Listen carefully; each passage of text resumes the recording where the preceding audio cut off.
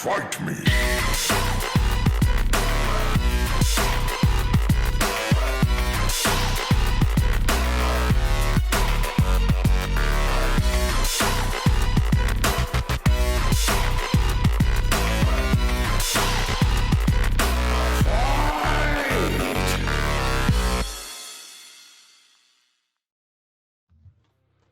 Can you kill it?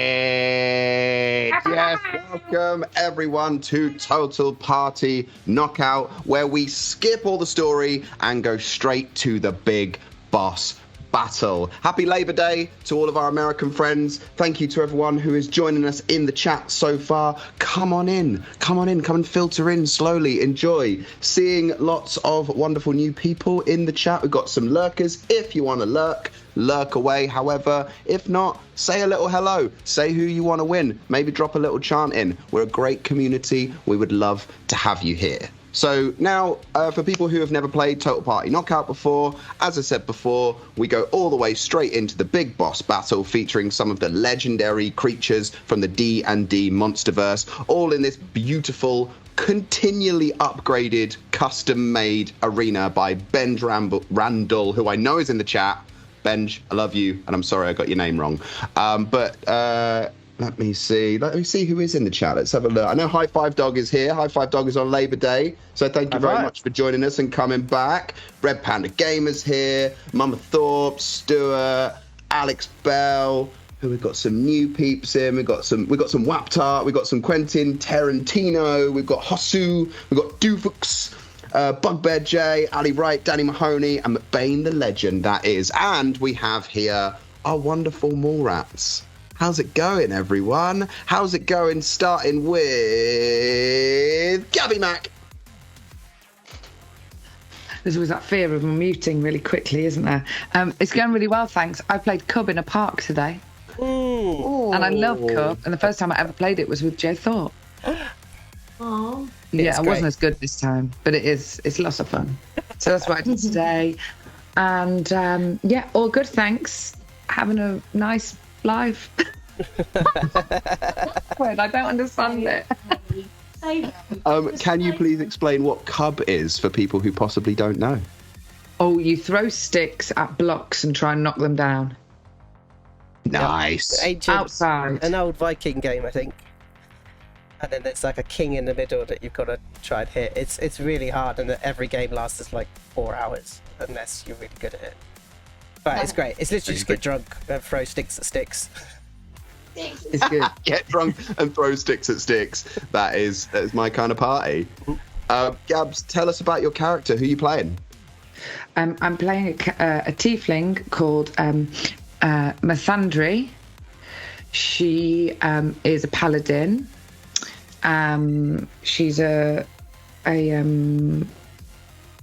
devil's tongue is her sub species. I guess that's what you say, right?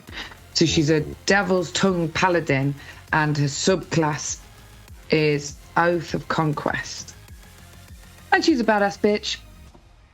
Don't give too much away, but she's bad. She's bad girl. She's bad girl. And she's like a kind paladin tiefling, I think. But yeah, it'll be fun to play. I'm a bit scared. Learning new character, but it'll be good. Yeah, this will be the highest. Is this the highest character you've ever played? Highest level? Yeah. Amazing. Oh, I'm so excited. I'm so excited to see. It's Mathandre. Yeah. Mathandre. Everyone, it's Mathandre. Okay, that's not just for me. It's Mathandre. And what would the name of Mathandre's fans be? What would they be called? What's your squad? What's your crew? What's your fans? The Mighty Matthews. That's so good. Matthews. Yeah. And what would their what would your nickname be going into the arena? Math Attack. Math Attack. Or that thing. Who was that wrestler that did that?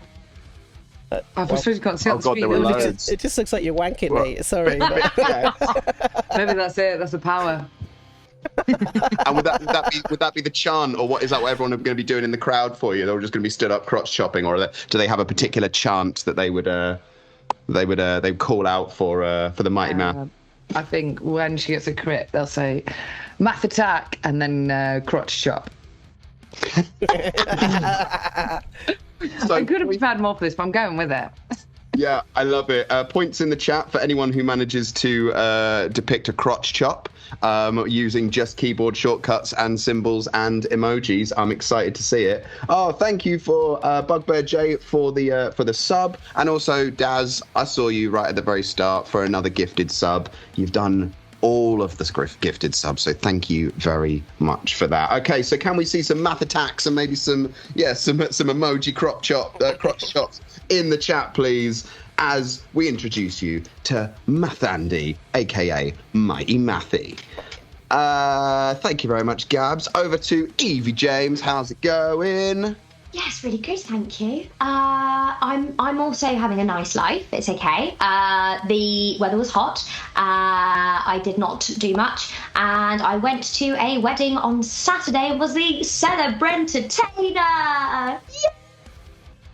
It was really fun. I got to officiate, and I felt less like a sort of a priest or like a proper officiate, and more like like a Saturday night TV talk host. It was more like that, the vibe. I had cards and everything. It was great. Loved it. So that's been absolutely marvellous, Dan. Did Thanks, you Ross. instigate a fight among the audience members that had to be broken up by security? Yes, and I brought a pole with me. There was a pole dance. There were beads. There were all sorts of things going on. There was a lot of audience participation. It was very, very good. Very, very nice. Classy affair, you know. Yeah. And were they or were they not the father? Yeah, they were the father. Yeah, they turned out to be the father. Yeah, and it was fine.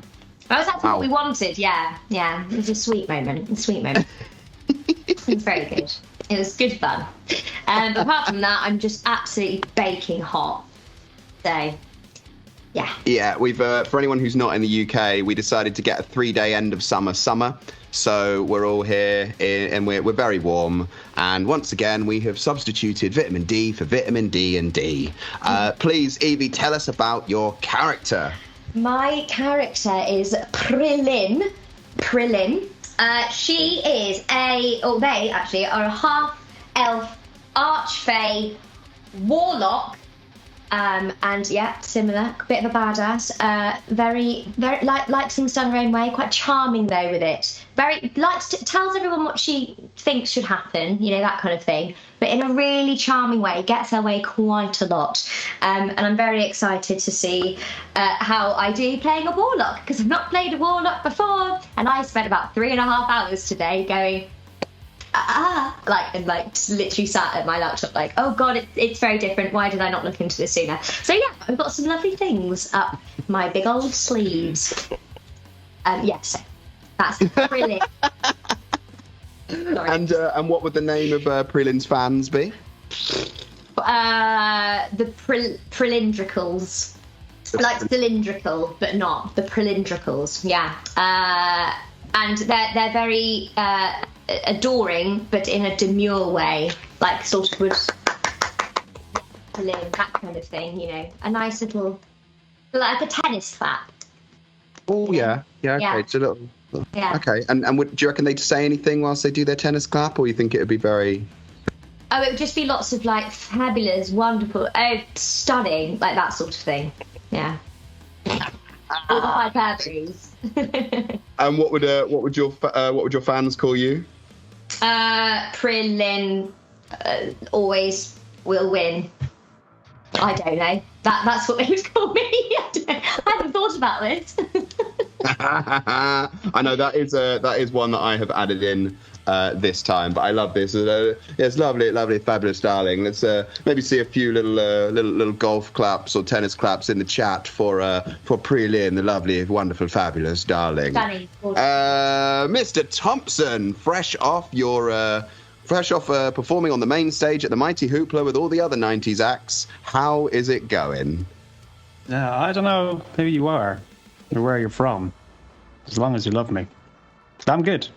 I'm living dangerously today, and I think that today is a good day to live dangerously, not only in D&D, but I'm also wearing a white shirt, and I'm drinking red wine. Oh, that's how confident I am of my abilities. Only in drinking, though. I think what's become very quickly apparent is true to form with the Mallrats. We haven't a fucking clue what's going on, and barely any of us has looked at what our characters are able to do. So I had a quick read up, and I'm gonna figure this out as we go. Great. Amazing. What can you tell us about your character apart from is it a white bear? Is it a snow leopard? What are they serving? So polar. They're serving the polar opposite. Let's go with that.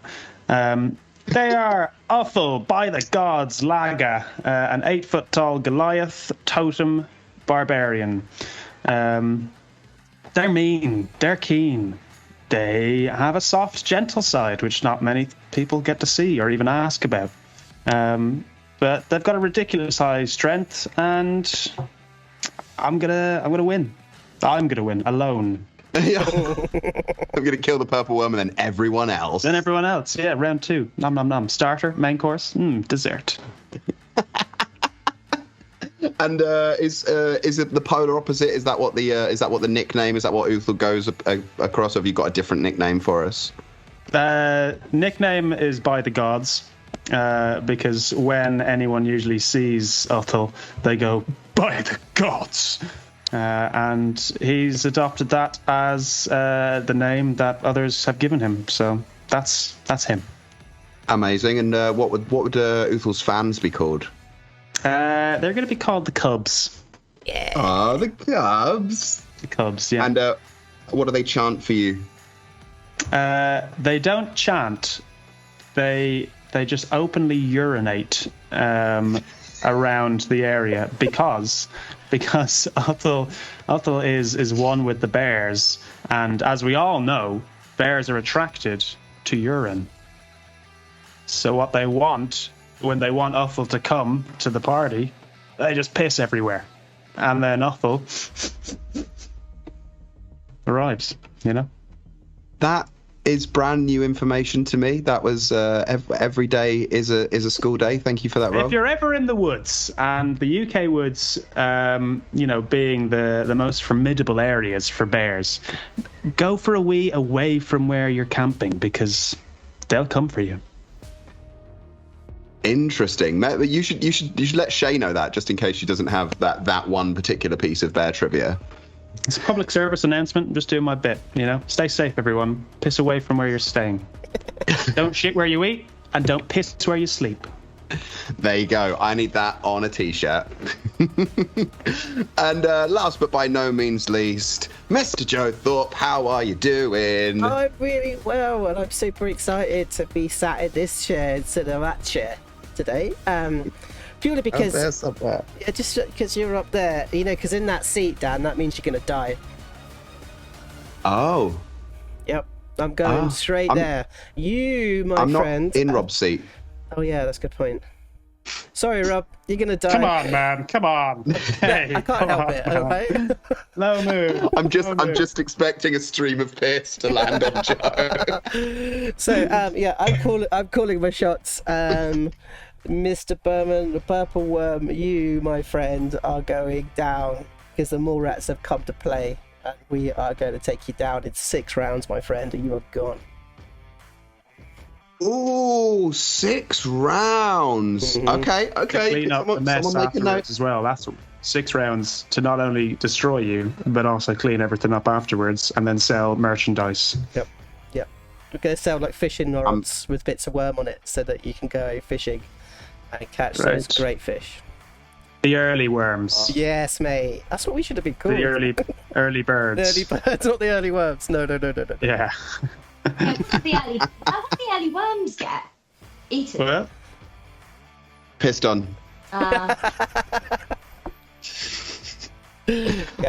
Joe, I'm just looking over your shoulder there, and someone looks a little bit familiar. Who's that? Well, whose chin are you tickling? Yeah, so I have taken a little inspiration from our Mallrats game, and I have decided to bring in little Ricks of the Red to come into this arena and see what they can do. They're a little older. I'll give you more like Medi Ricks, but they're ready to fight. They are an armourer artificer. So they've turned up with the suit, which is a guardian suit today. And of course, they are the best race in all of D&D, which is a kobold, which is my favourite. And I could resist doing a kobold today. So let's see how quickly he dies. It was so amazing when you made that realization of like, oh my god, I should be Rix. Oh my god, I should be Rix. I was like, yeah, be Rix, man. Like, yeah. So I am really sorry, everyone. I am going to kill little Rix today. But what would the name of your fans be, Joseph? Well, I've been watching lots of Cobra Kai. So they are going to be called the Dragons. The Dragons. Yes. And what is their nickname that they have for you? Little Rix, Champion of the Red. Champion of the Red. It's succinct. I like it. Champion of the Red. There you go. It works. It works, yeah. And what's the chant? Literally just red. Red. Just red. It's this worm is going to get left on red. Oh. If that doesn't get it, nothing Yeah. will. We know the ready. pain of that. So, Yeah. as I know, we've had the great lineage of the champion for the red kobold. So if you are in the chat and you are a fan of the red, do chant the reds, because we're all covered. There we go. I've seen them come through on the chat. Red.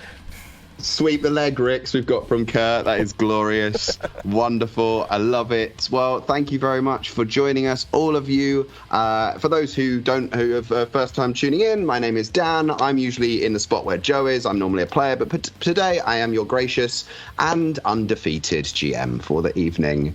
Now we've met our players. I think it might be time to meet the enemy. So we've got you a little something. Voiced by a man whose voice is like a chocolate caramel hug. So what we're going to do is we're going to throw you to a little video introducing the purple worm, and then I'm going to disappear so our players can have the customary 10 minutes to plan and prep their battle. So if you wouldn't mind queuing up that video, Joe, and I'm going to disappear. Bye!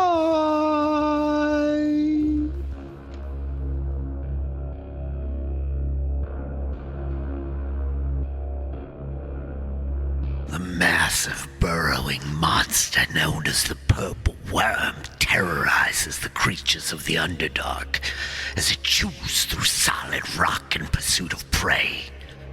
A dim-witted, ravenous force of nature, this creature regards anything it encounters as food. Though most common in the Underdark, purple worms are frequently seen on the surface world in rocky and mountainous lands. The maw of a purple worm is large enough to swallow a horse whole, and no creature is safe from its hunger. It lunges forward, rhythmically compressing and expanding its body, catching other Underdark dwellers by surprise with the speed of its advance. When a purple worm burrows through the ground, it consumes earth and rock, which it breaks down and constantly excretes. Precious metals and gems can thus be found within the bodies of the worms. They're oft targeted by particularly brave and foolish treasure hunters. A burrowing purple worm constantly creates new tunnels throughout the Underdark, which are quickly made use of by other creatures as corridors and highways. Because a purple worm rarely returns to its own tunnels, such passages are good places to avoid the beasts. Areas rich in prey quickly become interlaced with complex tunnel systems, resulting from swarms of the worms hunting together.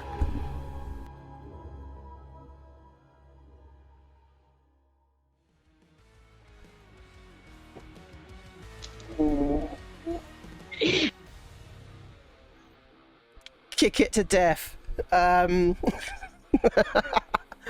Oh god. All right. So what has everyone got? Like, what's everyone's like big special move? Like, because I know we're not allowed to talk about our magic items yet. But what is our kind of like big special move that we could do?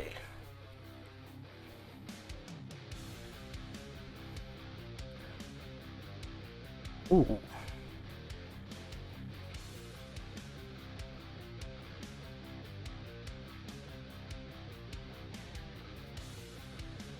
I think it's a good call.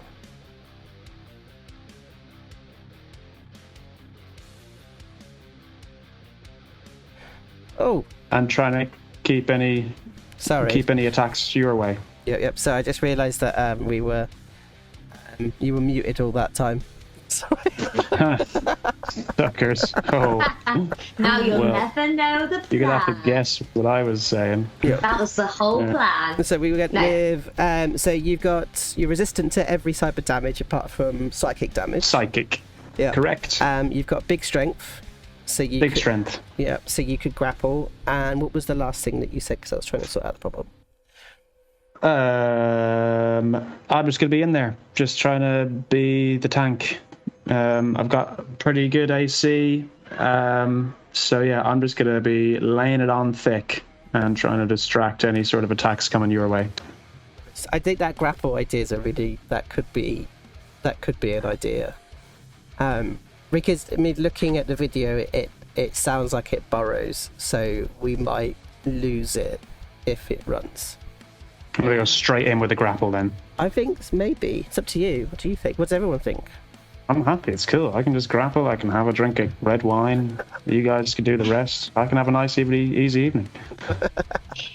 Well, I've got a few mind controlling possibilities for that. I mean, not mind controlling, obviously, but a few curses here and there. You know, maybe charm it. I've got mind spite, which at this level is actually pretty good. And that's a whiz saving throw, and it does take half damage. But yeah, apart from that, I'm probably going to be staying a little bit further back, unless I absolutely have to, and just absolutely just shooting off a butt ton of cantrips. I've got Beaming Blade, which is very nice. I've got Eldritch Blast. I've got Infestation, because it's just my favourite cantrip in the whole entire world. Yeah, so I think the best thing for Lynn to do is to hang back a bit, because she's still quite squishy, even though I probably will maybe potentially cast False Life on myself, and then just be like ping ping from afar and see how we get on with that. Yeah, it might be good. I think that's helpful. Well, it's like because we've got essentially three frontliners. We've got with Gabby, Rob, and Rix. Yeah. So I think that having somebody further back will probably save us. Hopefully. I'll try my best then. We'll see. I mean, so I think that Rix is sort of very much a guardian. It's this type of armor it has. So if I hit them with my gauntlets, my armor essentially flashes, which means if they attack anybody else, it's disadvantage on everybody else. I've got Flash of Genius, so if any of you need to do a saving throw, I can add 5 to it.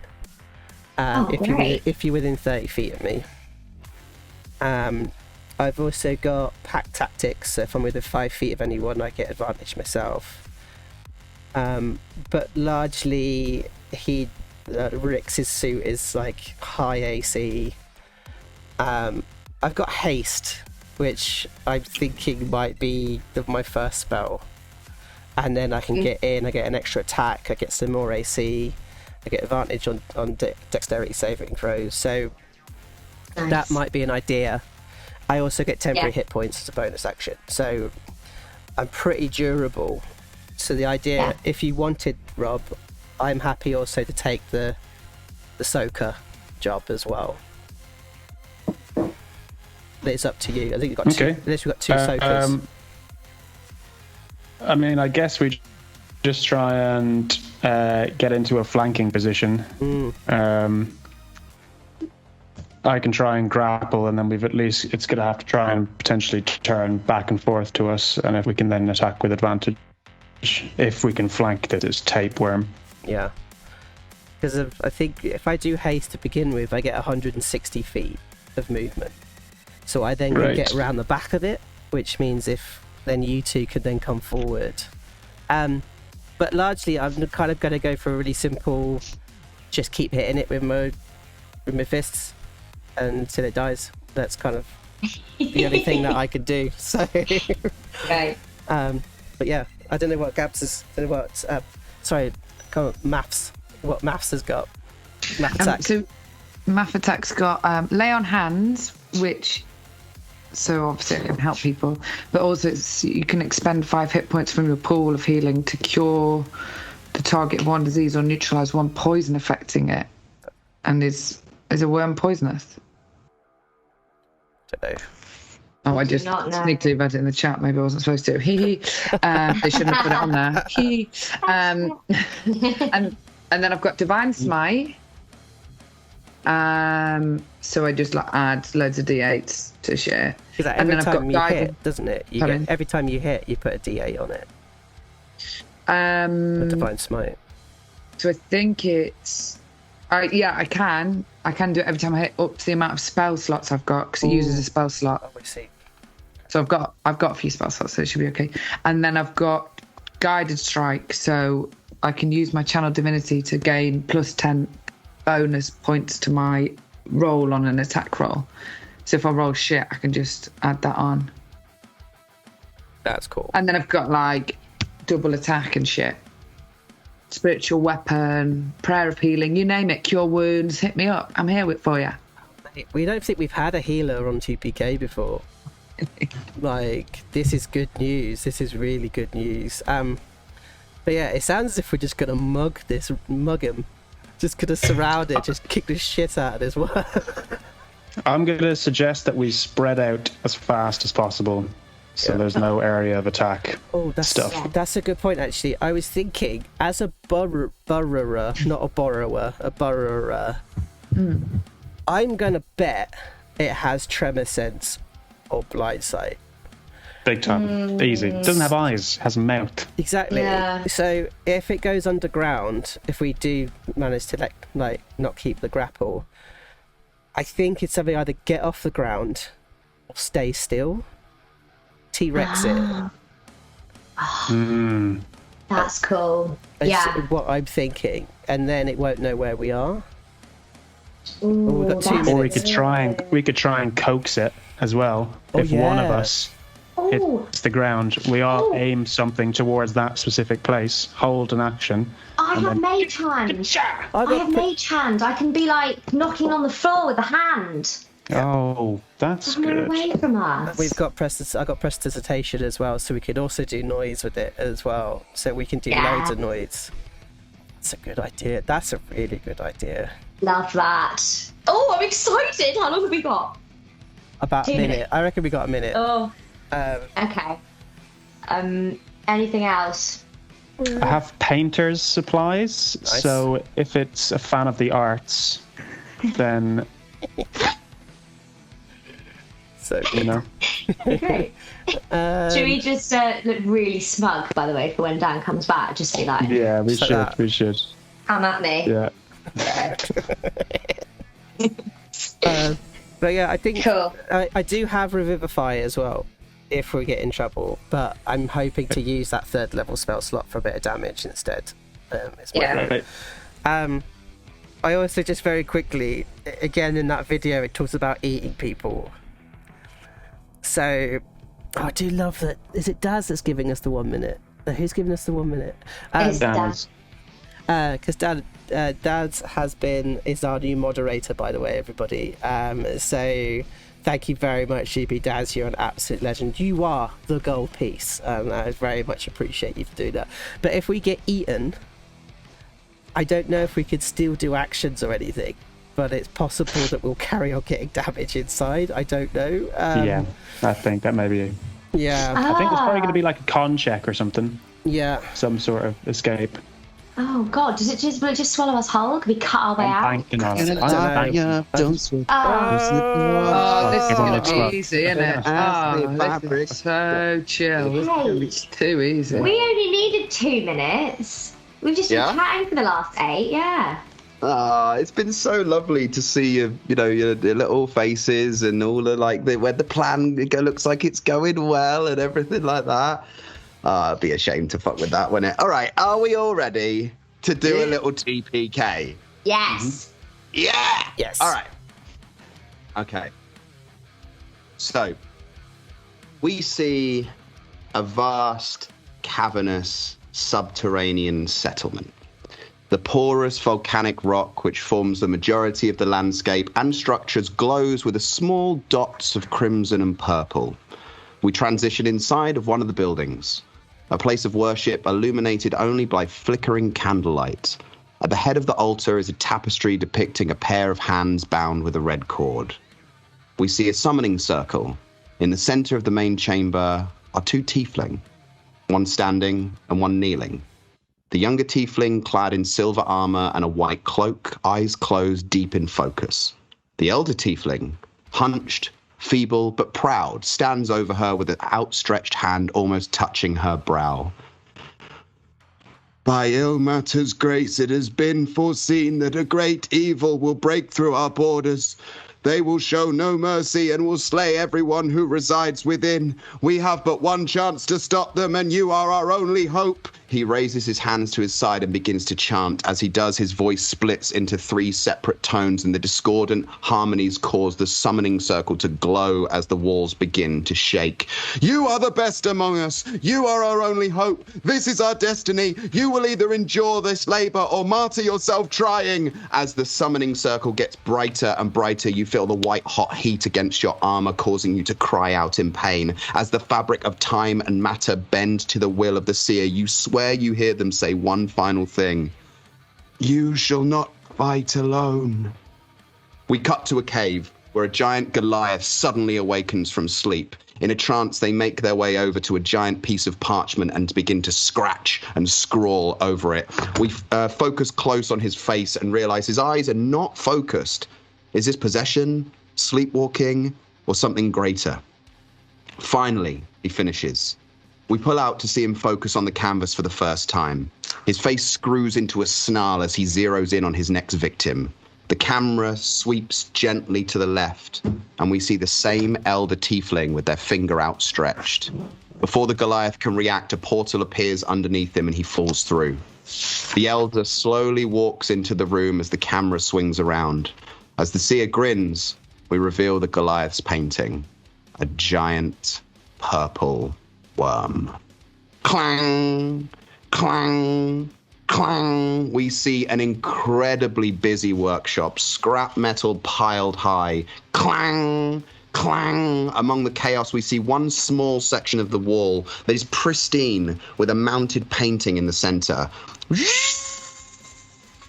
We don't get too close to see details, but in a brief glance, we just can make out a goblin, a half-orc, a Yuan-Ti pureblood, a warforged, and someone else. Hulking, massive, shrouded. There is an almighty crash as the camera swings violently around to reveal a tiny kobold in a battle suit, cigar hanging out of their mouth, putting finishing touches to a gargantuan three-headed clockwork dragon made entirely out of kitchen utensils. As the kobold lowers himself to the ground, we hear the sounds of a rolling glass ball. The camera tracks to the floor as a small orb comes to a stop between the kobold's legs.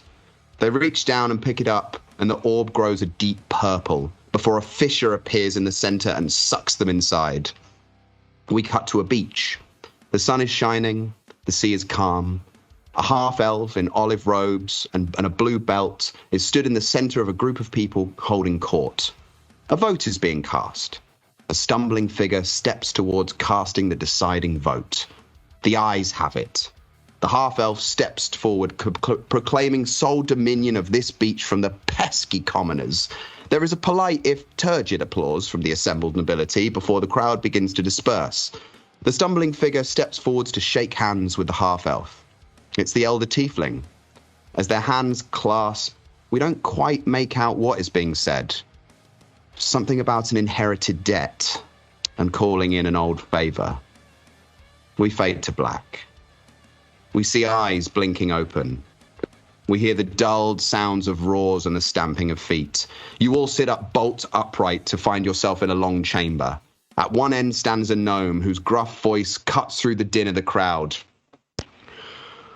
Welcome to you, Waterdeep Mallrats. You have been selected by the Queen of Many Colours to do battle in her honour. If you succeed, you will be sent back to the exact time and place where you left. If you do not, it will be an honourable and heroic death in the hallowed presence of her grace. The Queen has graciously bestowed gifts upon each of you to aid in your upcoming encounter. Should you accept them, attunement will occur immediately. You may open your gifts now if you please. What would you like to do?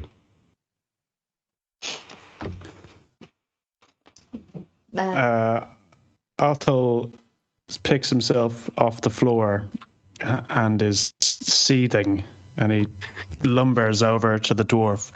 Why you bring Arthur here? And he picks him up. Where is painting? And as you pick them up, you hear the voices unchanged. And you hear, you are here to fight for the Queen of Many Colours in the Benjamin Randal Arena. And you realise that this is actually an illusion that you've tried to pick up, and there's another dwarf stood behind saying exactly the same thing. Utzel tries to rip the head off the illusion. It comes off like an action man. And looks inside.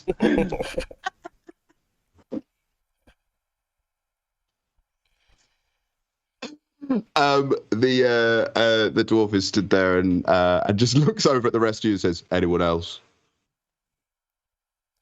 Little Rix kind of wanders over, sort of takes hold of his like cigar chopper, sort of chops the end off, sort of licks it around, and then hands it over to By the Gods, and just sort of like strikes a lighter from their wrist. As you see, it's got this kind of old brass lighter that's on there that's definitely been used like for a good 30 or 40 years. And he sort of raises it up towards the By the Gods. At smoke. Arthur, take. Thank you! And then takes the fire, tries to put the fire in his mouth. And he sort of like desperately tries to cover it back up again. I want to, he goes over and has a look at under the table and is like more interested in all of the lock mechanisms that are on all the boxes.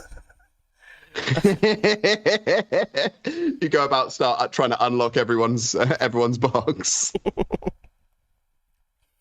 Is that what you would like to do? No. They don't want to unlock them. We're just just looking at them all. They're really interested. Just stand there, just until over. Until they settle on a box that seems interesting to them. Oh yeah, the one with the big R on it. Yeah, that's the one. And Prelim, what are you doing? Prelim's dusting herself off. She's quite disgusted about how she arrived here, and she saunters up to the dwarf and just goes, Darling, hello, Prelim, darling. I believe there might be some sort of mistake. I think I've ended up in the wrong place. Do you know if there's any way I can possibly get out of here with these people? I don't think I'm meant to be here. You see, I was in the middle of a very important meeting, my darling. So if you could show me to the nearest exit, that would be absolutely wonderful. How's that? Yes, absolutely. The exit is over there, and there's a door which has like a big hole in front of the center of it, and it just has like scrawled exit in blood. Do you know what, actually? Do you know what? I could probably stay for a little while. Gifts, you said. Gifts? Where would mine be? Yours is over there. There's one with a P. Lovely. All right, then. And she heads over to the box and sees if she can undo it. Are they locked? Are they locked boxes? They are, but as you sort of bring your hand over the top, there's like a shimmer that swings around, like a purple shimmer that appears and sort of appears to disperse around it, and it opens up. And as you open yours, you find a simple golden band with a swirling central section encased in a light green gemstone. Ignore the picture, I couldn't find one. That seems to fizz and bubble in the center. As you put it on, you feel yourself attuned to it immediately, and you know that this is the Ring of Acid Resistance. I will bring you over. I'm sorry, Joe, I probably should have told you that we were moving over. I will come over to there so you can do the do. Right. Yeah. just have a look at these items and. Yeah. Acid resistance, very nice. It was definitely sorted out my acid reflux from all that bloody cheese earlier. And what about the rest of you? What would you like to do? Mathandri has been in a low bow this whole time with her hand on the glowing holy symbol in her chest, and she just says, "Thank you. I'm here as a service to my people and to yourself. Please, my gift." He brings quite a large box over to you, sort of brings it over and places it down in front of you. You open your box to reveal nothing. You feel a burning sense of embarrassment and rage. No, wait, that burning's coming from somewhere else. You look down and you realize the weapon that you carry, the hilt is now a shimmering gold, and there is a red gem encrusted in the center, and it smolders against your hip as it leans against your armor. You have been granted a flame tongue weapon. Oh yeah, and Sirens just on time. Yeah, that's the fire department. They're here just in case. And Rix and by the gods, am I assuming are you accepting your gifts or are you declining them? Othel sees the other two having looked at the boxes and says, "Othel wants the wood cave as well," and walks over and just punches his hand straight through the box. Yeah, and as you pull out, you reveal purchase on. It kind of feels like a face. So you kind of like reach your fingers in, almost like fish hooking their nostrils, and pull them up. And as you hold, you're stood there looking at a face, but not a face of a Goliath, but a face of a giant. There is this incredibly heavy set belt with leather and metal studs, and as you start to place it round your waist, you feel like your shoulder muscles and your biceps start to grow as you feel even more swole than you did when you first walked in this room. You have been granted a belt of hill giant strength, and your strength immediately goes up to 21. Yes. Otto feels strong. And Rix, you head over. Yours is quite small, actually. Even for you, it's quite small. You open it up, and there is this incredibly ostentatious ring of platinum with carved horns rising up from the knuckle. And you get the feeling that if you were to punch someone with this, you would do some serious damage, but you're not sure if it would be to them, to yourself, or to both. That's a big old ring of the ram that you have got there, my friend. Yes. The crowd noise begins to hush as the gate starts to open very, very slowly. And we hear,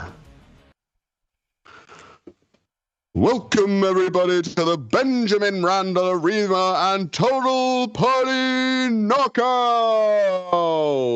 Making their way first, the mighty Matthew Mythandri. Please describe your entrance, Mythandri." So, as Mythandri comes out of the doors, I guess, she unsheaths her rapier, which has now got fire tongue, and whispers into the red orb. She whispers, "Mathra." Almost a name, but it's not, if anybody's listening too hard. And then flames come out, and then she holds it not too close to her face because she doesn't want to burn, and puts a hand on her holy symbol and just walks forward. She's very understated. And the mighty Matthews, they are crotch chopping up a storm as they as you make your way in. you take your place next to a weird statue of a dragonborn that kind of looks a little bit out of place. You sort of get there and you're like, is this person wasn't with us? I don't know why they're there. And then you realise it's petrified rock. Don't know what happened there. Anyway, the ring announcer continues and says, making their way to the arena by the gods, it's a thorn! And just the streams of piss that come over from the outside of the arena as Uthal, you describe your entrance to us. Uthal just bolts as soon as that door opens, and he runs out into the arena looking for whoever that loud booming voice was. You loud voice! Are you Benjamin Randy? Did you bring me here? I kill you, Benjamin! I kill you!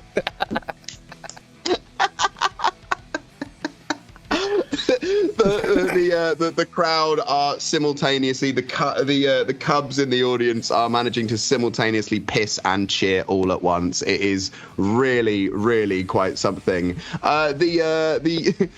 The ring announcer is slightly perturbed by this and says, making their way to the ring, she will always win. It's Prelin! And there's like a hush and a little golf applause picks up as Prelin, you describe your entrance to me, please. Oh, she saunters in like she owns the arena, and she's giving a royal wave. You know, hello, lovely, yes, lovely to see you. And I feel like in the front row, maybe she spies like a baby, and the mother's like, desperately trying to clap. It's like, oh look, and she goes up and she holds the baby, and then a little halfling runs along and gets out a piece of paper and does a quick sketch of it, and she just stays there holding the baby. And then she gives the baby back. Lovely to see you, darling. Yes, hello, lovely. And as she turns away from that part of the crowd, you just see her like wiping her hands on her dress, like. And then she just very stoically takes her place. Where is prestidigitation when you need it? And suddenly there is a hush amongst the crowd, and then a whisper, red, red, red, red, red, red, red, red, as the ring announcer says, and finally the champion of the red, it's Riggs. Please describe your entrance. This tiny little red kobold sort of steps out, only wearing nothing but a loincloth. As they're marching forward, they sort of stand there and they shout, I stand before you, a simple kobold, but I stand in the bloodline of the great champions of the Red. Big Riggs, Agnew, General Rumronth, champion of the Red, the Tuckers, Topsy, Junkoff, Rix, Toothless, Yule Burner, Ray Pestro, and Temperance Murphy. But I am Little Rix. He stands, his arms go up as the armour begins to swirl and connect around his feet and kind of move up his body until his arms are connected up to the helmet, and he says, I am Little Rix. As the mask comes over his face, he says, and I am prepared to die as a champion of the Red. And he just goes, shaboom, and then casts prestidigitation as fire bursts out the front of his masks as he stands as a dragon in the arena.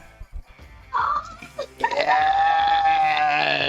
The crowd goes absolutely wild for this display of fire, and then settle into hushed tones as two figures walk into the center of the arena. Not the wizards that we normally expect. No, these two are clerics. Clerics in simple green tunics with the word crudely emblazoned across. They start the ritual to summon the worm. They have a sense of calm finality, as if they're acutely aware of the fate that awakes them. There's a low rumble, which gets louder and louder until the center of the circle is punctured and a giant purple monstrosity breaches out from the ground. Both clerics are now kneeling, outstretched in the direction of the Queen of Many Colors, and start to hum. The worm, not one to wait on ceremony, attacks the clerics, biting one clean in half and flinging their legs and lower extremities into the arena. Actually, not far from where they were last sat, before they made the fatal mistake of casting Greater Restoration. The other turns to run. We see him get a few steps before the sting shoots out through his chest, lifting him off the ground. As his chest cavity begins to decay and turn green, he is tossed aside into a nearby lava pit. The ring announcer continues. And the champion, the pest of the Underdark, it's the purple worm! Now for the thousands in attendance and the 19 currently watching on Twitch, let's get ready to roll initiative!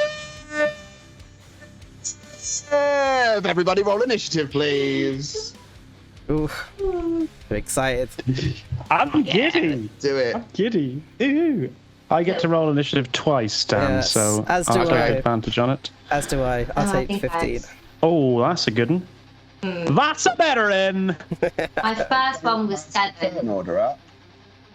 I forgot to click my token. I was too excited. What a rookie mistake. What a rookie mistake. Let's roll here. Oh, the purple worm with a 1. Right, Dan, I'm going to roll just with the token selected, but it's going to be a 23, just to let you know. Oh, a 21, coming in hot. Not bad. Not bad at all. Okay, is everyone in? We're I in. think so. Let me make sure that I've got everyone in. Oh, yeah. So, first off, it is Uthal by the Gods Lager. What would you like to do? So Uthal sees this big worm, has a moment of realization of having drawn some sort of painting with crude oils that he's found in his little cave. And he realizes that this is his new goal, his new challenge.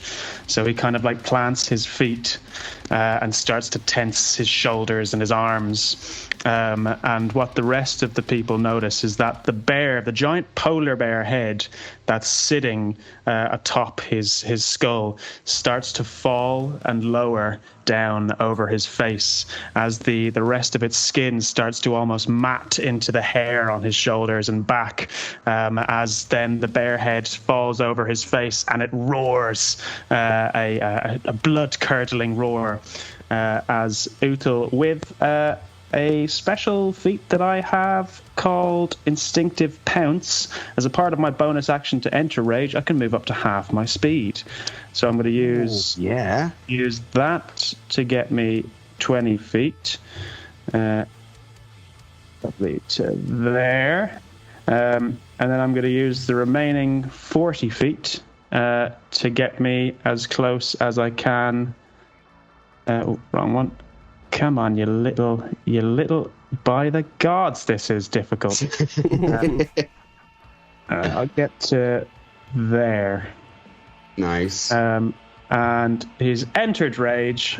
He's a little bit perturbed, and he wants. I'm going to throw a javelin at it. Why not? Why the hell not? Let's start this. Yeah. Let's go. So, Cad. Ciao!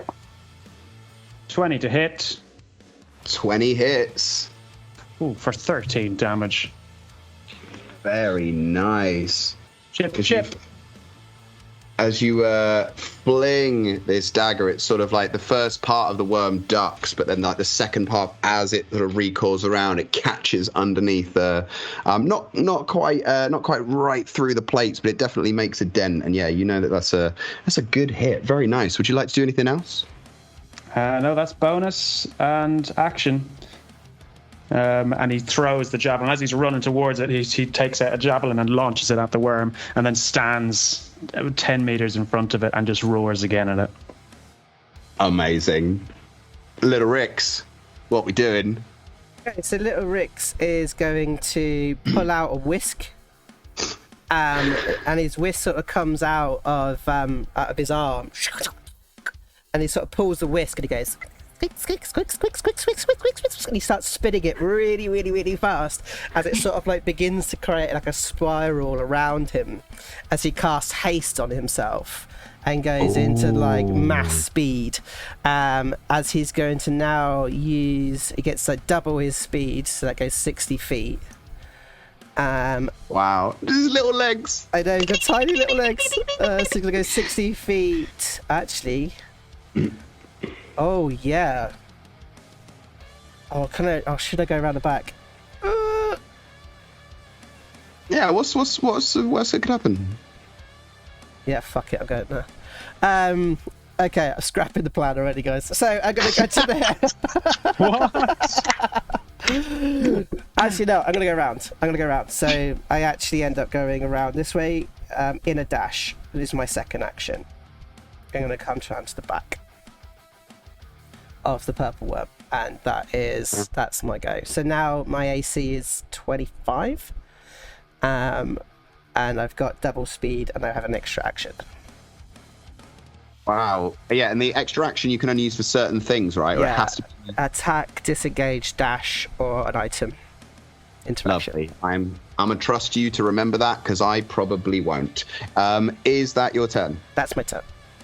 Amazing. Mithandri, you see your two newly created or newly found friends come and surround the purple worm, who has yet to really move, except for reacting to a javelin being thrown into its hind side. What are you going to do? So some of the things on the floor, were they decoration? Like the chains, the huge chains. The huge chains, I don't believe they're decoration. They may have been there to house a previous battle or something like that. Why? Okay. Talk to me. What are you thinking? Well, I'm gonna have to dash, Okay. but I don't want to dash in front of these two doing all their good stuff. So I was gonna dash towards the chains. Okay. But if that means something bad's gonna happen, I won't do that. But fuck it, she's gonna do it. She's 60 to here. Okay, as you get there, no, nothing happens. You're fine. And then she's gonna pray to her god, who is called Illiter. I don't know how to say their name. Mm-hmm. Illiter, and say, bless myself and my companions on this fight against this purple baddie. And then that's all she's going to do. Amazing. So are you casting bless, or are you... No, I'm just talking to my god, because I can't do anything else yet. Sweet. Just doing a bit of character work. I like it. It's good. You're such a great actress. Are you in a show right now? And maybe see the rest of the month or something like that. Daz, put a link in the chat. Daz, put a link in the chat. That's your turn, yeah? Yeah. Amazing. Prilin, what are you doing? Prillin. We love Prillin. She's going over here. She's going to move over here. Woo! Just to spread out a bit, really, but she saunters. Because the worm's not done anything yet, so she's like, oh, bloody hell, what have I got? All right, then. Saunter speed. Saunter speed is 30 feet, and she blows on her nails, and then sort of grumbles to herself, and her hand starts glowing, and she casts the cantrip, Eldritch Blast, and as she does it, she goes, blast, like that, really, really overly posh, and it just sort of. These two beams just fly out of her hands in a wayward fashion, and hopefully smack that silly worm in its silly little head. I believe I have to roll twice because I get two beams. Is that correct, Dean Dan? That's correct. Roll to attack, Wunderbar. please. That is 19. 19 hits. Lovely stuff. I didn't mean to do that. Never mind. And then the second beam comes in at a 17. Oh, so the 19, yes, it hits. The 17, however, sort of like bounces off one of its teeth and splits away, sort of prismatic style. That's the one that came out of her left hand. She's right-handed. Okay, great. Lovely. So takes a little bit of damage there. For now, she's not going to do anything else. She's quite happy with her first little trick. Wonderful. Okay, so it is now the Purple Worm's turn. Purple Worm looks down at the javelin. Did not like the javelin. So it's going to make a bite attack at Come at me. Uthor. That's a at 33 to hit. Oh, good luck. 33 hit. Just about. Just barely. Barely. For 25 piercing damage. Oh, not even 12. I'll take 12 on that. Oh yeah, 12. And then I need a dexterity saving throw, as I wrote a note to myself to read my notes. Now, Dan, how do you have me doing a strength saving throw for that one? No. Okay. All right. Just this once. Just this once.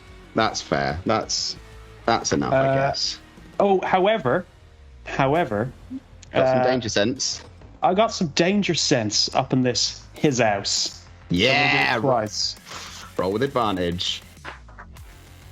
23. Oh, 23. Oh, so the purple worm comes down and like takes a big chunk from your shoulder, like takes a little bit of the flesh out and definitely some of that white plumage around. It tries to lift you off the ground, but you just manage to shrug your shoulder out of the way. That like increased girth from the belt of hill giant strength has really sorted you out there.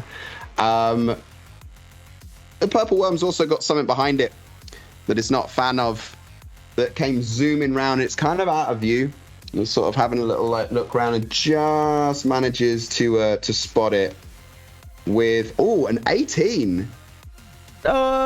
Get attack! Yes. So the stinger comes straight down onto the ground and just misses. I imagine Rix almost does one of those like master things of just stepping to the side like that. Doesn't even bend. It just goes and shouts, "Get down!" And lovely. He's also going to drop a C-bomb there as well, if that's all right. Yeah, okay, put it in post. Thanks. Sorry, I have to say, we've got 3 problems on Roll20. It's not showing the map right now. But we are getting our rolls up, which is okay. But just so you're aware, everybody at home, we are aware that the map is not currently up. Okay, do you want to take a second to refresh? I've literally been doing everything I possibly can. It's just not coming back. Bless you. Well, I'll tell you what. Let's go one more round, and then we'll see if we can fix it in the break. Yeah. Okay. So before the purple worm ends its turn, it kind of slightly leaps into the air and goes straight down and buries itself into the ground. Oh shit. As both myself and by the gods are engaged because they attacked us, do we get opportunity attacks? I would say you get an opportunity attack. However, by the gods is 10 feet away. Okay. And so I don't think you have that option. Is that right? Is that right? That's correct. Yeah, I think so, yeah. I'm going to say yes. Okay. Well, okay, amazing. So yeah, I'll give you an opportunity attack for that, Rix. Great. So I'm going to go in with my fists, my thunder gauntlets. So this is going to be the shepherd. He's going to come in as he's got this little shepherd on his fists. 19, does that hit? 19 hits. As it hits with 13 thunder damage. And essentially what happens now is my whole suit begins to like spark and glow. Any attacks on anybody else other than me will be with disadvantage. Okay. As it takes 13 thunder damage. And you just hear this badoo as it like slams into its side before it disappears. And I imagine it kind of echoes down through the tunnel. Ooh, ooh, ooh, ooh, ooh. All right, sweet. I like that. Okay, Uthor, by the gods, Lager, you're next. Please remind me of that disadvantage, Joe, because I'm going to forget. I will. Othel is gonna laugh and he's go, we beat Worm, and then like kind of just pound his great axe on the floor.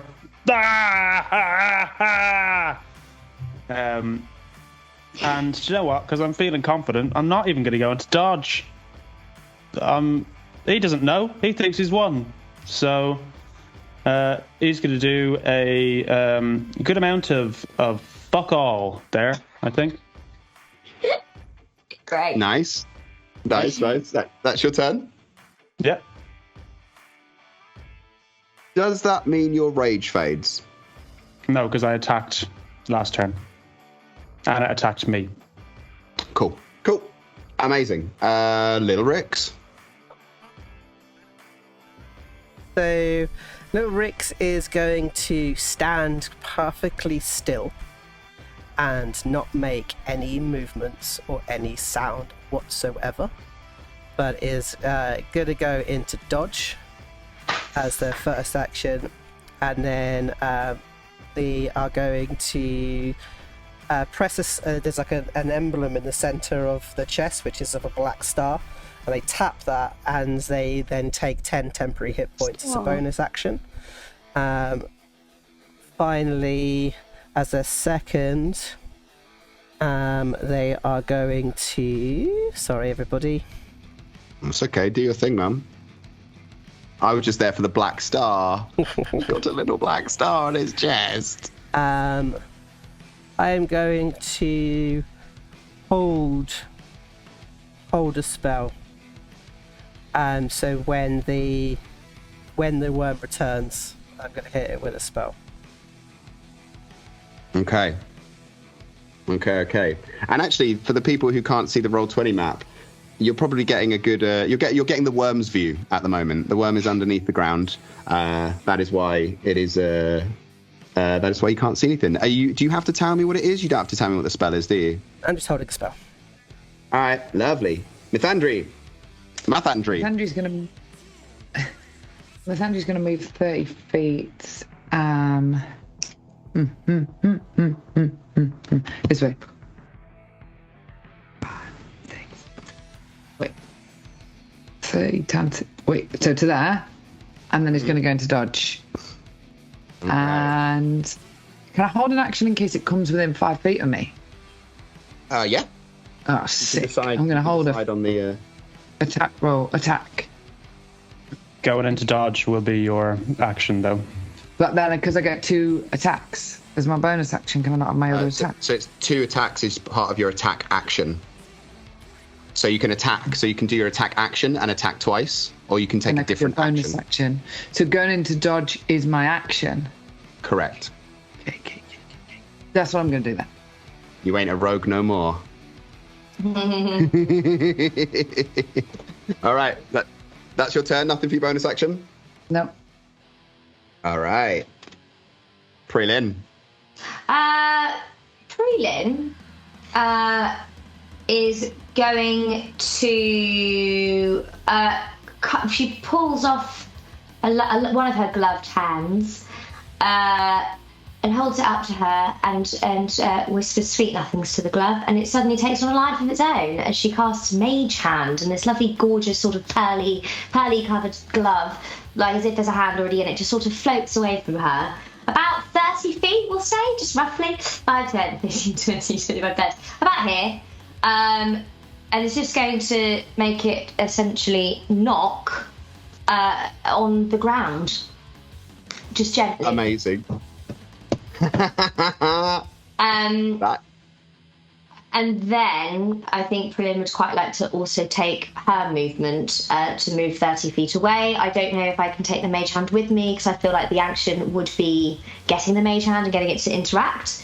So after I move 30 feet away, I believe it disappears again, which is fine.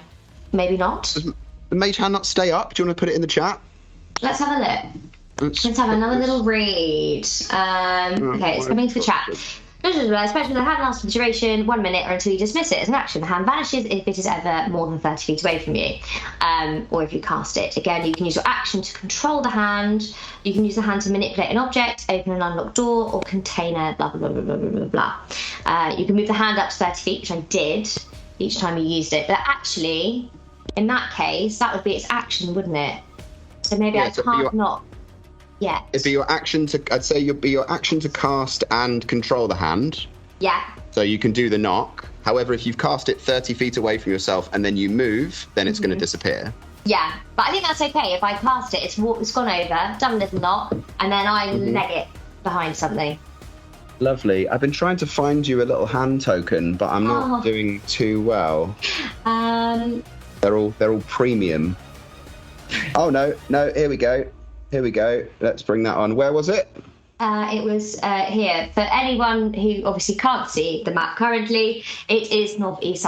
It's on the westerly side of the map, away from the centre. And Prillin is going to run around the back of here, 5, 10, 15, 20, 25, 30, as a little bit of cover, and the hand disappears once it's done its little knock. So it was about here. I didn't see. It was there. Did you see that? Oh, there. Yeah. Okay, so it was there. Great. Thank you, Dan. And that is the end of Prillin's turn today. Lovely. Okay, so it's the purple worm's turn. Suddenly you hear a rumble, and the purple worm bursts back out. Benj, I've realised I am absolutely ruining the map. There's going to be so many holes. Bounces up from here and wants another chunk of it's Uthel, right? I keep getting it wrong. Uthel. Yeah. Wants another chunk of Uthel with yes. Can I cast my spell? Yes, you can. Great. Can I get a dexterity saving throw from you? As like, essentially what happens is little Rix's feet go really fast on the ground. Yeah. To create static. And then it's just like brings his hands together and goes clap as this like lightning bolt like fires out from his hand in a straight line. I can't see the map. Oh, the map's back. Okay. So I can't see the map. It was voice activated. I can't see the map, so I have no idea who I'm going to hit. It's 100-foot straight line. You might hit Prelin. Oh shit! Okay, sorry. I'll be all right. I mean, if you're going for the center of the worm, I would say you probably won't. Like, we'd have to really try hard for you to hit. Prelin. I'm not feeling that nasty. So it's a dexterity saving throw. 17. It critted on the advantage, but no, that is full damage. So 27 points of damage. 27 lightning damage. It slams into the side of it. Oh.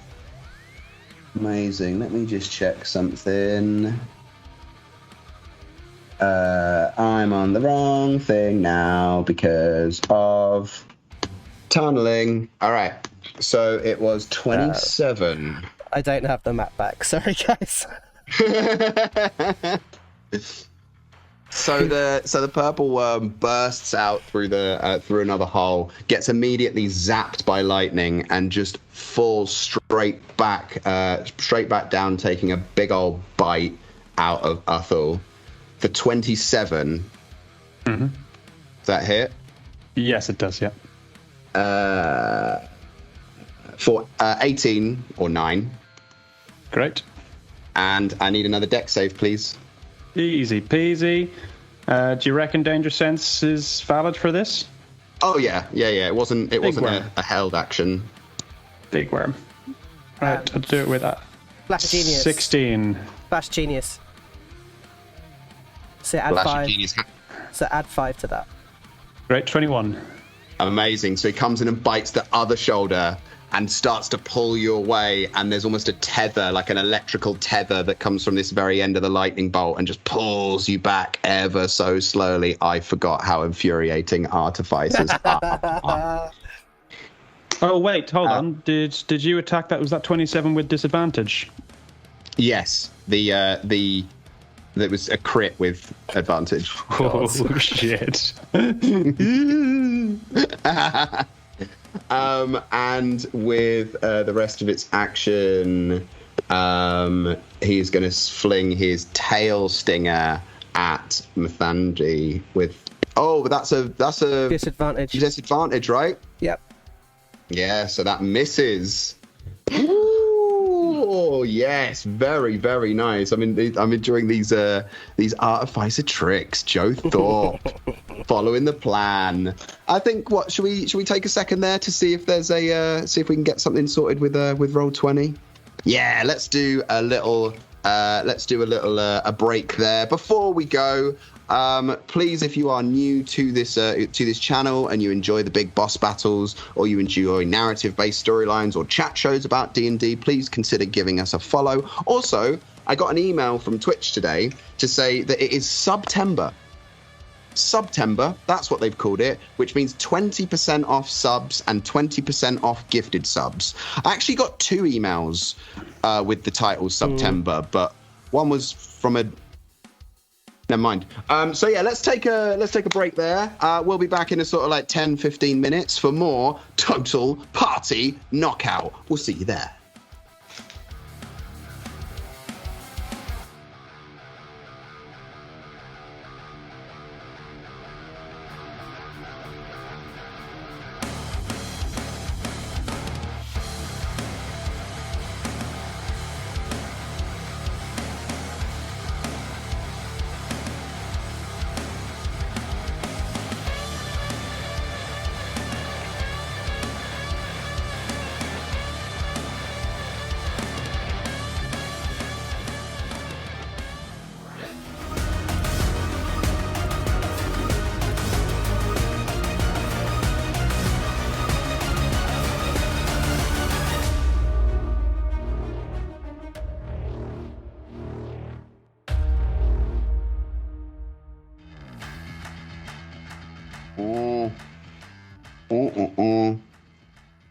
The sweet / slightly disgusting taste of the magic potion.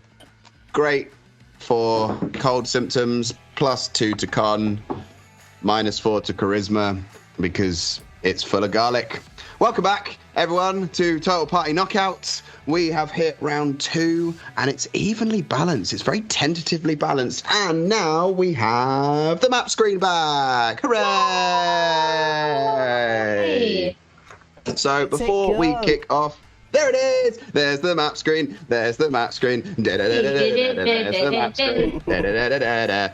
Before we get back into the fight, just one last little announcement that I forgot to mention at the start. The Rebel DMs are back. The Rebel DMs are back over on DM Philly's channel. We will also be mirroring it here, so feel free to come here or to go and give DM Philly some love and some numbers and some and joining in on their chat and their community. That is at 6 p.m. BST this Sunday. And unfortunately, the wonderful Joseph Thorpe cannot make it, because he's too busy having a fucking career. However, he very, very, very graciously offered me to go in his stead, because I'm a DM now. You are a DM now. I'm a baby DM, but a DM nonetheless. So I will be there on Sunday too. So come and join us, 6 p.m. British summertime. Apparently it's summer on Sunday. Shall we get back into the TPK? Yes, but first. Go on, Rob. I've got a song. Oh! What a treat! What a bloody treat! I've just thought of it. Song? It's only the chorus. It may seem familiar to some of you. It goes like this. 'Cause it's TPK, but there's no dynamite. It's TPK, and we'll win the fight. TPK, there's a purple worm. TPK, and now it's my turn.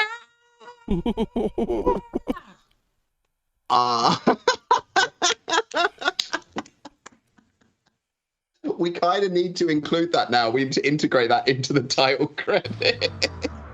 Yep. Thank you very much, Rob. I love it. I thought we were gonna miss. People are asking for the album. I think the album has to happen eventually. Like maybe we'll do like a Christmas release or something like that. We'll probably have enough tracks by then. Yeah. I think we will. Yeah. I think we should do it. Maybe do like a Christmas release. Like maybe throw some like raise some money for charity or something like that. That'd be fun. Christmas single. Yeah. How the bells, oh, how they toll.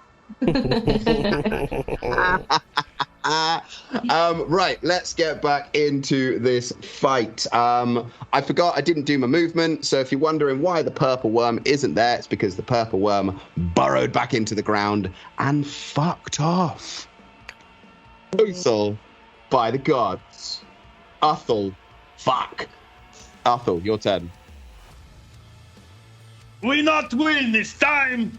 We must kill worm. Arthur this time is going to hold an action. He's not happy about this worm burrowing, so I'd like to, if it is within range, to hold the grapple action. Okay, yeah, I like that. You can hold the grapple action. Are you going to move? Nope.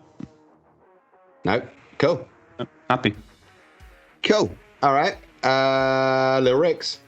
Alright, so, alright, what's like a pussy, alright. So, I'm going to cast Prestidigitation on the ground right next to Uthal. Mm-hmm. And Uthal. And it's just gonna, it's just gonna, like, the sound is gonna be, You fucking worm. You C-word worm. I'm gonna stick you on a hook, you C-worm. I hate you, wormy worm. and it's gonna be like really, really, really loud. It's like focused down in front of Uthal, so that it would, hopefully I'm gonna try and coax it over here. And then I'm gonna take a step forward. What language was that in? It's just noise. I mean, to be honest with you, it's more important it's noise. Okay. But for me, it's in Draconic. The language of the gods, my friend. So it'll be in Draconic. And it's also got a sound of a car horn as well. That's also the sounds of it. Do you know what? I didn't hear that. Your noise suppression is working. So I'm gonna do that, and then as my other action, I'm gonna hold an attack. Okay. As you shout that out, you sort of look across, and the statue, like a single tear, seems to drop from the statue of the Dragonborn. Is that the end of your turn? That is the end of my turn. Mathandri. Okay, I'm changing tact. Mathandri's going to move to here and then hold an action. Do you want to know what it is before it happens? No. Okay. Amazing. Is that your turn? Yeah. Lovely. I tell you what, you don't have to tell me, but if it gets to it and it's the wrong action, then you won't be allowed to do it. Oh, That's okay. I've got. What do you mean the wrong action? Like when you were like, I want to hold an action and I want to do as my second action. Oh no, I've researched it. You got it. You researched it. Mate. Yeah, I'm ready. It's a two-pronged Amazing. attack. It's a two-pronged situation as well. oh. Yeah, you get ready. You get ready for some fucking skills. Oh, wait to see what she can do. She says with a crotch shot. All right, Brelin. Oh, Prelin. Prelin's actually also going to hold a spell, actually, if that's possible. The only thing is that basically it will happen, hopefully, if the creature reappears within 90 feet. If it reappears 90 feet range, then this is just going to ping off. Not going to tell you what it is. Okay. Is that your turn? Are you going to move? That's all she's going to do. No. No. No, thank you. I'm all right, actually, darling. Okay. Actually, wonderful. Okay. as those words come out of your mouth, you hear a giant as the purple one appears. Joseph! Amerthorpe ground him. Right. The purple worm appears. Got bored of those people that he couldn't seem to attack over there, so I had a little look round before he burrowed in and went, yeah, what are they doing over there, those two? One of you moved. One of you didn't move. So rears up, and it goes for a bite on Pre-Lin. Oh, and it crits. Oh, shit. How long was that disadvantage thing that you did before, Joe? It's no longer available because I haven't hit it since my last turn. Oh. Okay, so that's 27 piercing damage. Read your notes, Dan. That's so good that you put it in there. I didn't realise you couldn't see it up until now. And I would like a dexterity saving throw, please, Pre-Lin. Oh, sorry. Hang on one sec. That's okay. Will my spell fire off after this, regardless? Oh, I tell you what, let your spell go first.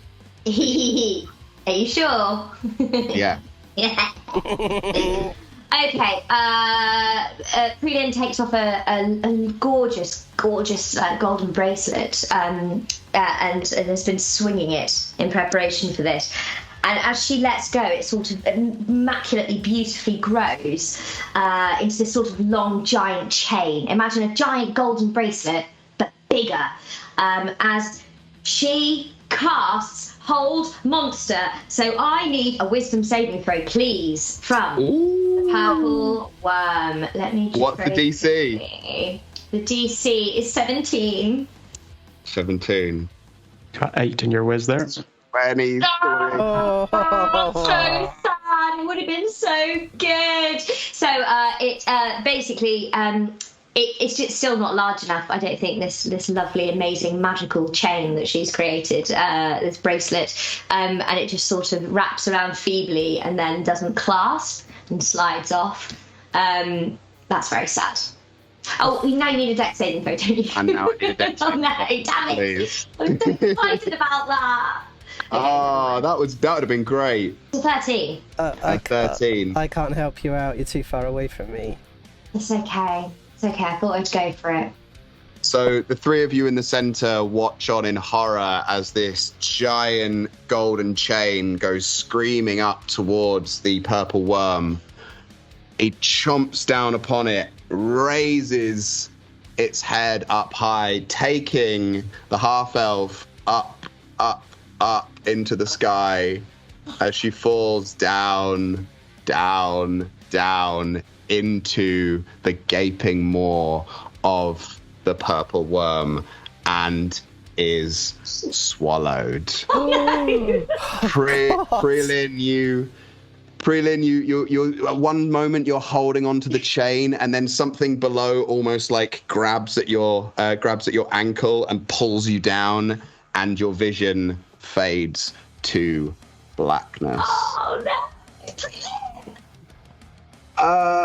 And She's been the eaten. purple worm is, where are we? What thing are we on? Oh, that's why. Purple worm digs back in. Oh. This purple prick.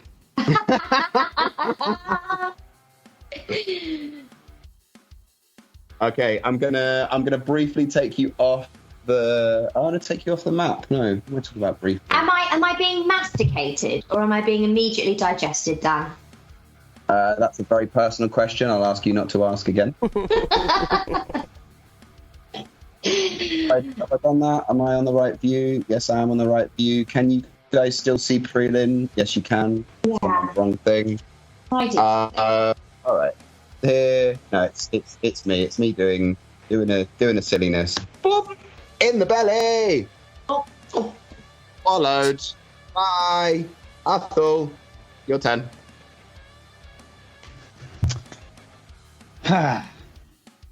Right.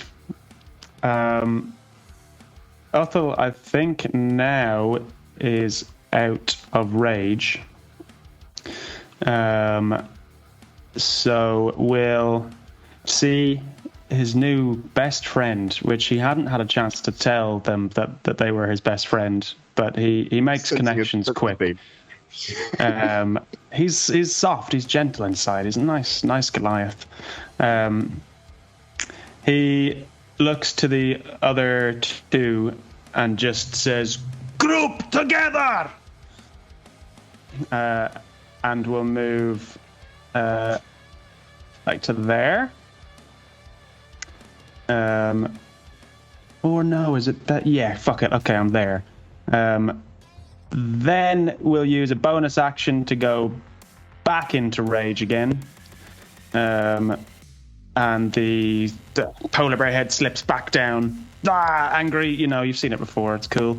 And he will hold his action to try and do the same thing. He's going to try and grapple again. It's within range. Lovely. Okay, that takes us on to Little Rix.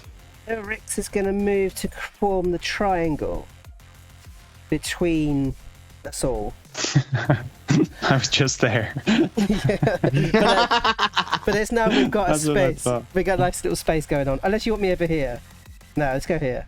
No, yeah. I'm going to go there, create the triangle, and I'm going to do prestidigitation again on the ground. But this time, all I'm going to do is have the sound of thumping hands, like almost like feet on the ground. Yeah. Right in the center of the circle between us. And I'm going to use my action to point. Or can I do that's a free action to point at the circle? Is this where you're doing that rumbling? Yes. Or is it the center of the summoning circle? No, the center of this triangle, so here. Okay.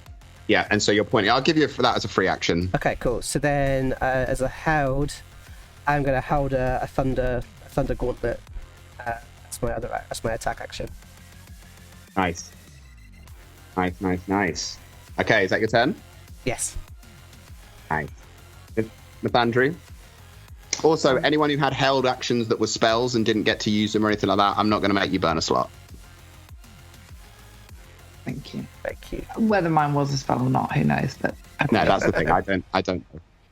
Even you did use, so you do lose a slot. So, Nathaniel really hopes that her two companions on the field know what they're doing. Then she's going to save her. She's going to hold an action, and then she's going to use her bonus action to get a spiritual weapon up. Oh yeah. Okay. Yeah. What do I need to press the word spiritual weapon? Only when you attack with it. But please do tell me what your spiritual weapon looks like right now.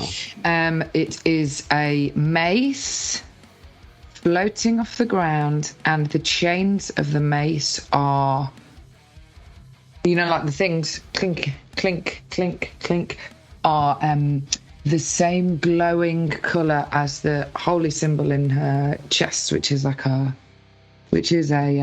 really nicely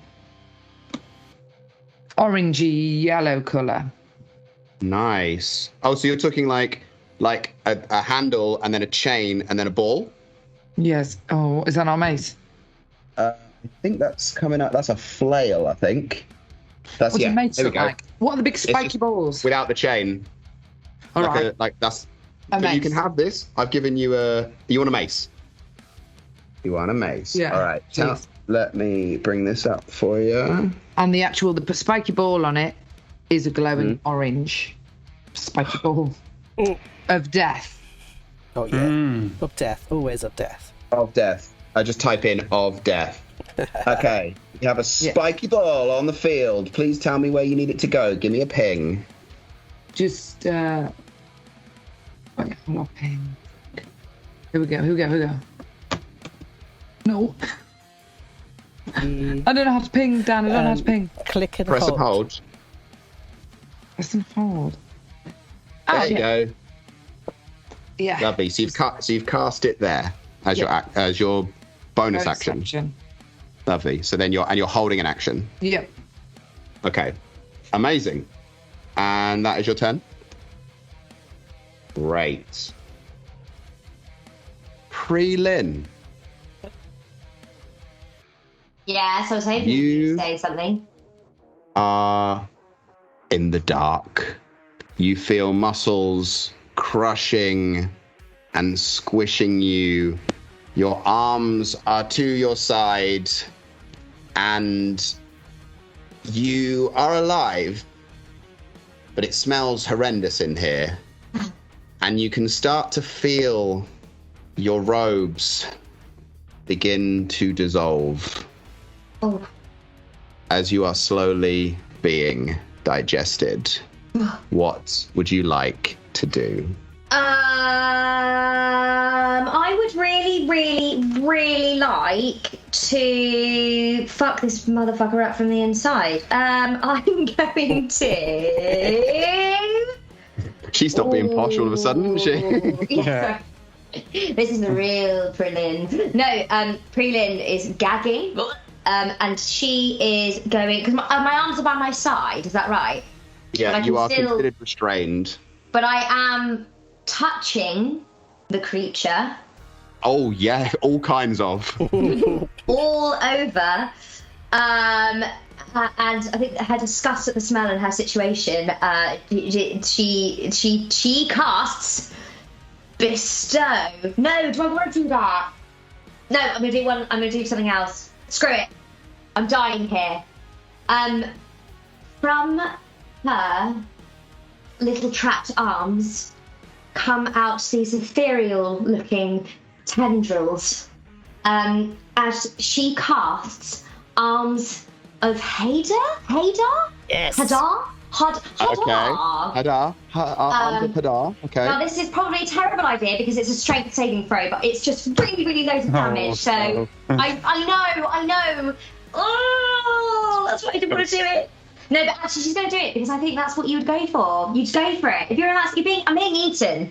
I'm going to cast it at level 5, and this might be the end of Prelin, but it's not going to work, is it? Okay, so... Sorry, I'm really excited. Strength saving throw. Okay, so you cast the spell. Oh, and the purple worm rolls a 26 on the strength. Fuck. I should have seen that coming, to be honest. However, what do we do? So tendrils of dark energy erupt, batter all creatures within 10 feet of you. On a failed save, it takes... Oh, so it takes half damage. Oh, that's all right, then. So it takes... So what's that? 9, 22. So it takes 11 necrotic damage. I'll take that. She's happy with that. Yeah. Yeah. Thing that I learned from playing TPK is when you've got your token, you can just, where in the little green thing where it's got your hit points, you can just put -11 and it does all your maths for you. Learned that from Joe. And then also made the mistake of not putting the minus and completely forgot my hit points as the beholder. So then had to just try and remember. But yeah, so as this comes out, this necrotic energy kind of like comes through these tendrils, and you see the darkness envelop some of the veins around you. Even though it's dark, you can sort of see the shimmer of the necrotic energy come up, and there's a lurch. And then normal service resumes. You continue to be digested, but you did some damage, and something definitely happened. It didn't like it. It did not like it. It's going to need some Rennie. Okay, interesting. Good, cool. Okay, so it is now the purple worm's turn. And at the start of the purple worm's turn, prelim, you take... Oh, I should do this. Should do it this way. I can never remember how to do this. /R. /R. You take 23 acid damage, reduced to 13. Yeah. 11. 26. Yeah, reduced to 11. So that's you, prelim. Sorry. You're the one with So as you're slowly being digested, you can feel sort of around your calves, you can feel it really start to burn the backs of your legs as you take 23 acid damage. Bloody or hell. you would if it weren't If I for your didn't ring. have the ring. Yes, the one ring. Queen of many colours seems to like you. So you take 11. Okay, cool. Did you also take the bite damage when it swallowed you? No, I went back for that and I got confused. How much was that? 27. Okay, fine. Thank Okay, you. so that's the start of the purple worm's turn. And then when he gets onto the right layer, let me try this. So the purple worm appears here. Do the things. I'm fucking livid, man. I'm livid. You just don't want me to grapple this thing. I tried to move it into the center. I couldn't move any further. I wanted to follow the thing. But that was the limit of his of their movement. But do we have held actions that we would like to do, people? Gabby, do you want to go first? Yeah, can I do my Child Divinity Conquering Presence? Do you want me to put it in the chat? Yes, please. I do. Oh, fucking. Sorry. C word, bollocks. I actually don't know how to put it in the chat. Streamlab's gonna get It's you. like when you go over towards it, it has like a little red speech bubble. If you click that, Oh, it'll pop it in. sick. Yeah. Okay, cool. So I just need a wisdom saving throw off you, and if you fail it, you can become frightened of me for 1 minute. Okay. Wisdom saving throw. What's your spell DC? 14. 14. 10. Yes. Okay. Wait there. I've got another thing. Good. It's two-pronged. Okay. So, aura of conquest. You Yes. constantly emanate a menacing aura while you're not capacitated. So now you're frightened of me and your speed is reduced to 0. Oh! Yeah. Okay, you can't go anywhere. Wait. And then at you're frightened of me for 1 minute, so you can't go anywhere for 1 minute, and it can repeat this saving throw at the end of each its turns, ending the effect on itself on a success. Amazing. That is. Can you put the second part in the chat just so I can have a look? That's amazing. That's so good. That is game changing, Gabs. Okay, here we go. 10 feet in every direction but not through total cover. If the creature is frightened of you, it is reduced to 0. Whilst in the aura, the creature takes psychic damage equal to half your paladin level if it starts its turn there. So would that be this turn or next turn? That would be this turn, because the held actions go first, then it starts its turn. I'll take that. I will take that. All right, let me get onto the right thing. Thank you for the aura. I'm sweating. It's amazing. Amazing, Well played, Gabby. Gabs. Well Amazing. played. Look at you, nerd. I love it. Yeah. That's it. Okay, We've got so it takes crotch five- crotch shots going off all over on the chat. Yeah, Like, yeah. everyone's loving this shit. Just Smashed it. amazing. So it's literally frightened still of you and cannot move. So actually we'll get to that in a minute, but please, little Rix, what's your held attack? I'm going to go in with the ring of the ram. Mm-hmm. I'm going to use all 3 charges Ooh. for for 60-10 force damage if it hits. Go on. Oh, 30. 30 hits. Yeah. So it hits for 37 force damage.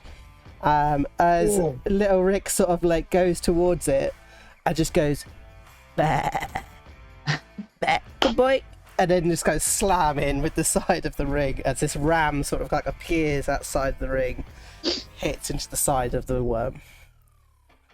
Now I see why you wanted the Ring of the Ram, and that is so good for story. I love that so hard. Very nice. Very, very nice. That takes a massive chunk. There's just 2 giant, like, ram marks, like, between 2 of the plates and the purple worm. It's like, it sort of reared up because it was so scared and then just took a straight into the stomach.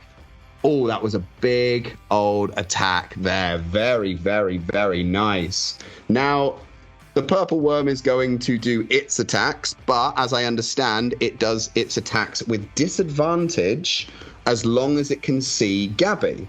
Oh, hang on. Ability checks and attack rolls within... Yeah. And it cannot willingly move... Well, it can't move at all, so don't worry about that. So, yeah, it's going to come down with its bite onto Little Rix with disadvantage. Does an 18 hit? Probably not. You know, it steps out the way and lights a match off of its teeth as it goes past. Lights a cigar. And just goes... Bats would be so and proud. smells through and goes, elderberry. As, Oh, shit. Since I'm long.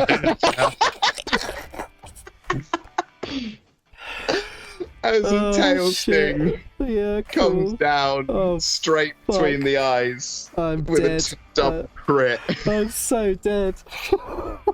Oh no. on Little Rix. Oh, shit, the Shit. bed. Shit in hell. Wait. What have I got? All right. Okay, I don't even know how much damage that is, but you have to make a con save. All right, I'll go for the con save. Okay. What's the con sorry, save? that was just 19. 19 con save. No, 19. Come on. 23. Oh. Okay. Okay, so you take the full piercing damage. Yeah, so that is 19 plus 13.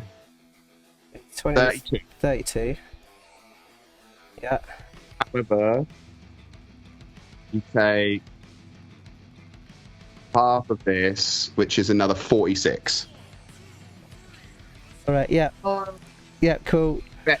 And I'm It bet is you a big old hit to it and Yeah. scared shits of Gabs. Okay.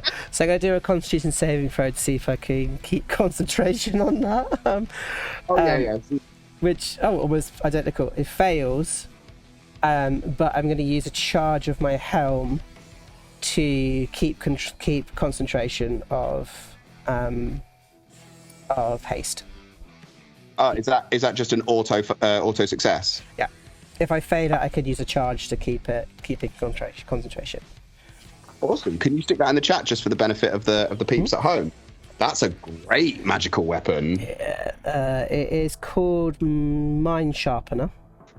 Mind Sharpener. Yeah. So it's only for concentration on spells. Very nice. Fused items sends a jolt to the wearer. It reduces refocusing their mind. Has 4 charges. When the wearer fails a Constitution saving throw to maintain concentration on the spell, the wearer can use a reaction to expend the item's charges to succeed instead. Artificers, man. That's insane. They are madness. Incredible. Just give me a sec. For equals drink. So that's the end of the purple worm's turn because it can't move. It sort of goes to and it's like away from Gabs and then just stays exactly where it is as we move over. Do we move over? Yeah, sorry, I should have taken off my temporary hit points, so it's 33 instead of 23. It's fine. Okay. Good. Ethel, you've just seen Iron Rix get an enormous sting to the face. It's like, you know when a dog eats a bee? It's kind of like little Rix is like this as the poison damage is settling in. Well, the fact that this worm is staying put for the time being, and Ethel has no idea as to why, he just lets out a bellowing roar and runs straight into it and is going to come in with 2 attacks with his great axe. Ka-chow! 28 to hit right. for 13. Done. Second one. Basha! 17 misses, unfortunately. That is correct. So yeah, you come carving through as it's sort of rearing away from Gabs and like take through like where there's almost this section where the ring of the ram has hit and you're like carving away at this as he goes and as he doubles over in pain, he sort of manages to just duck under as you swing through with that axe. Great. Great. Would you like to do anything else? Great. No, that's awful. It's good. That's Apple. All right. Little Rick's the red. All right. So, do I understand that I've got advantage here if I attack? Because of being surrounded. Because of we're pretty much surrounding this thing at the moment. I think if you get round to a 12-6 flanking position, I would give you advantage. It's I think the conditions of frightened are I have disadvantage on any attacks as long as I can see Gabby, or Gabby is in my line of sight. Gotcha. So I'll go there then.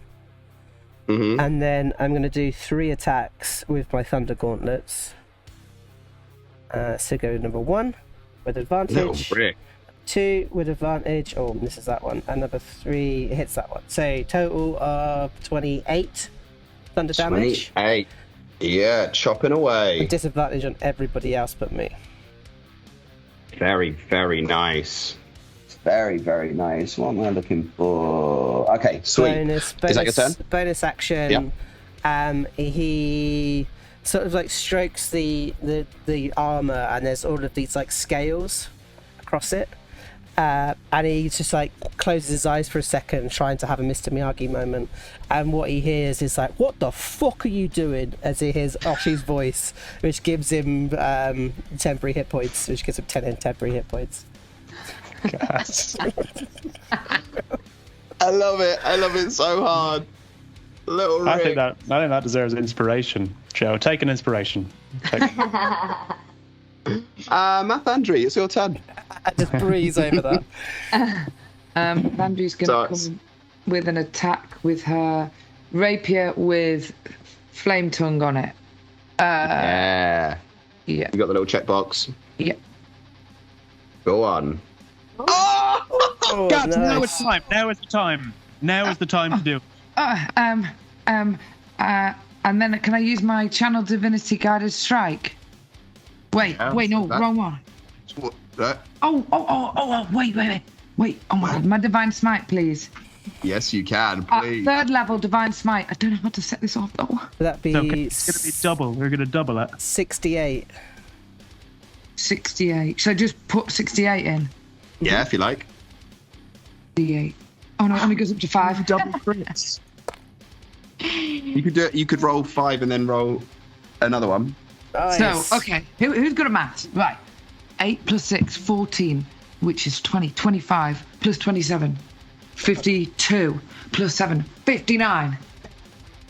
59. Is 68 the twice? Is it twice the? It is the double smite. Okay, yeah, sorry. I'm just excited. Well done, guys. Yeah, well done. I'm super excited How as much well. is that? It's all good. I've already forgotten. 59. 59. Get in! Yeah, Come on! Big hit. Wait, I've got another go. I've got another go with my rapier. Yeah, you do. Oh my god. Shit! Double crit. Okay, come come on. 25. Oh, yes. You can smite it again. Like, Am I allowed to smite it again? every time level you 1.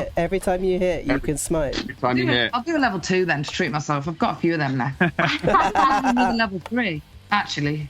But maybe I'll save that in case I get another crit. I think I'm going to get 2 crits today, actually. Okay, I'll do level 2. Which is 2d8, right? Yeah.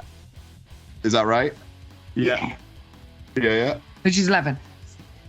27. Just to treat ourselves. Very nice. This is exciting. As this divine energy infuses your rapier strike with the flames coming through as well, you start to see a few chinks appear in the armor, the natural armor of the purple worm, as you have taken it past bloodied with a giant hit. A giant hit. That was like 2 game-changing turns in a row. Gabs, amazing. Quick maths, my friend. Yes. Wow. And then between the two of you with the ring of the ram, that's a lot of damage all of a sudden. That's a lot of damage. Quaking in your boots, aren't you, Dan? Huh? The worm. Pre-Lin. Oh, Pre-Lin. Oh, that is your go, Gabs, right? You done? Oh, maybe actually I've got my little Just got me mace. Is smite not a bonus action? Yeah, maybe. You'd also have to move it. Yeah, I think smites are bonus actions, but I'm not versed with the pallies. Sure if it is. Yeah, It doesn't say anything about it being a bonus. It It, says- just says I can expend 1 spell slot to Yes. deal radiant damage. That was second level when you hit. It's particular smites, isn't it? That are Yeah, okay, particular smites. yeah. Bonus action then. Bonus action. You can move and attack with your spiritual weapon.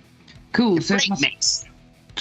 My mace. So if we could just go the north of each, northwest of me, that little square. That one. And then we'll mace him off. Amazing. You Nice. do get advantage. So if you do the attack at level 2, is that correct? Or you can do it higher if you want, I think. Yeah, level 2. So do I just press spiritual weapon? Yep. And then it asks you what level you want to build it on. Oh, sick. I've never got to do that before. Oh, 17 doesn't hit. That's okay. 17, yeah, it's doubling over, and just this flame sort of comes in, maybe takes off a few eyelashes if it had eyes. Doesn't have eyes. We'll move on. But what a turn. What a series of turns. That was Wow. Wow. Game changer. Prelin. legit. Okay. Bloody hell's going on out there? Prelin is going to pull her dagger out, and she's going to cast, because I have used up all my spell slots with my eldritch invocations. I can do Booming Blade. Now, I've not done Booming Blade before. I'm not 100% sure how. Let me chuck the little thing in, actually, so you can have a little read. So you have to do a melee attack, and it counts along with that. Perfect. Attack. So- If you hit, it works. Amazing. However, Go on. it won't work because you're currently inside of the worm, and it's only activated if it moves away 5 feet from you. Oh, yeah, that's true. Oh, that's when it's activated. Okay, but I'm not going to do that then. Have you got any evocations or anything to use? Because warlocks are really complicated. That's the only reason that I'm doing it, because warlocks are really hard. They are, but I've looked through everything, and the only thing I can think of to use, apart from a cantrip, which I don't think is going to help me at the moment, is could I attempt with my incredible charm to speak with the big purple one, the animals. That is another eldritch invocation that I do have. Can chat to him for 10 minutes. Maybe I can convince him to throw me up. DM Dan, let me show you it. Hang on. There is Kapoo! So you gain the ability to comprehend and verbally communicate with beasts for the duration. I don't know if this counts for a big purple worm. I will leave that up to you. If not, I'll just stab it. Make an intelligence check. Okie dokie, let's see how we get on. Da, da, da, da, da, da, da. Should I do a saving throw or just any old intelligence? Just to check, if you hit the word intelligence by your numbers. Oh, by yeah. Sorry. stats. Oh, yes, I remember now. This is like a conversational mugging that if you don't speak to me, I'll knife you. Yeah. Yeah, that's what she's saying to it. 17? You go to draw that dagger, and then you think, nah, maybe I can just talk to it, and then you sort of you realise I must be going mad. This isn't a beast. This isn't an animal. This is something else. It ain't going to understand me. Okay, so I can just stab it then. Stab it! Stab it. Just Stab it. Okay, thank you. For that. Stab. All right, I'm going to use what have I got? Let's use just a little dagger. Why not? Yeah. Stab 20. Even with a disadvantage, it hits. 8 piercing. There you go. Piercing, Cutting myself out. carving from the inside. Oh no, that's not right. That's definitely not what I wanted to do.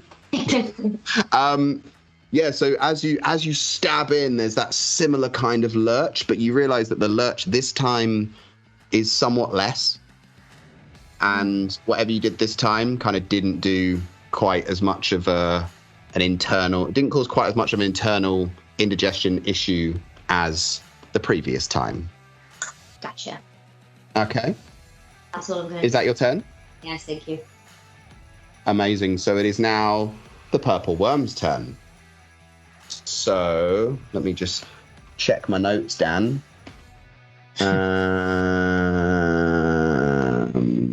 Which one was it? Oh, it's over there. So many things up, Joe. I don't know how you do this. Okay, so you take 21 points of acid damage, Prelin, reduced to 10. Yeah, still fine. Still fine? Yeah. As the purple worm is starting to get a little bit scared of this situation now. Not really enjoying, definitely terrified of Gabs, is starting to thrash around, and it's going to come straight up and go in for a bite on Little Rix. 19? Nope. Oh, comes down, bites just, it gets a mouthful of earth, wants desperately to burrow in, but just cannot. As it bites, it swings round its tail stinger at Gabs. Does a 20 hit, Gabs? Yeah, it does, yeah. 20 hits for 21 piercing. Yep. And can I get a con save, please? Yeah. Oh, and 44 piercing damage. So that takes you up to 65. I'm going to be you. honest there and say I would have used a genius, so that would have been a bit more, but it wouldn't have passed, so I'm just going to take the genius off mine. Are you sure? Yeah, I would have done it, so I'm going to take it off. Okay. That is very kind of you. Does anyone have any? Do you have any con saves to do, Gabs? You're not concentrating on any spells? That's your channel divinity, isn't it? Yeah, is it a concentration? It's not. It's just the power of God. Yeah. Very good. Also, he needs to take. The purple one needs to take 5 psychic damage. Oh yes, of course. 'Cause Thank you. I don't know what difference 5 will make, but every little helps. All the difference. All the Yeah. difference is what it So means. Gabs, tell me. No. You bastard.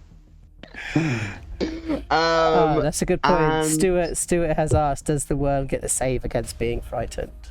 Stu, man, come on. Stu. Stuart. 10. Oh, yes. What a day. What a time to be momentarily alive. That's you.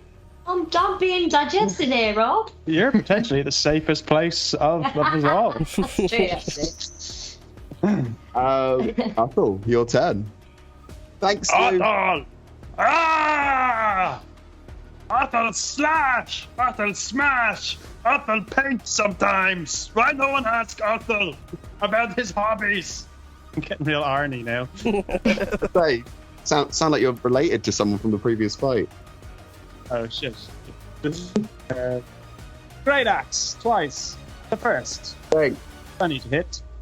20 hits. 13. Second. Fucking shitbags. 14. I'm afraid that one doesn't hit. Getting one good carve in, but just the second one eludes you each time. Is that your turn, Athel? I don't know. Can I fucking do an offhand punch in the face? Try and knock one of its teeth out? I don't know, can you? No, Great Axe is two-handed, right? Yeah, but hey. Yeah, you're not a monk. Headbutt. A headbutt. No, I can't. You do. You headbutt it, and you get a slight headache. Oh, that makes him angrier. Good. Yeah. I actually have a feat that says if at any point you get a slight headache, you become immortal and save all of your friends, killing whatever. Stick it in the But chat. actually, Evie sort of like, I'm going to type it. As you headbutt it, Evie, you feel like Priam feels a small sort of like, right into your kidneys as a giant Goliath sort of headbutts you in the kidney. It's not what I need. I'm assuming that's your turn whilst you write the Not Odyssey. writing, just finding. There's a lot of stuff. Yeah, I'm done. Okay, Little Rick.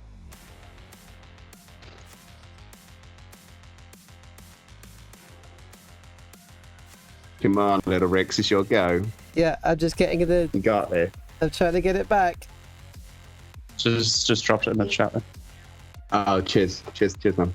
Okay, What are you waving for? I'm trying to get it back. Oh, has the stream gone down? The stream's just dropped. Oh no. Yeah, that's cool. That's cool. Okay, I'm gonna try something drastic.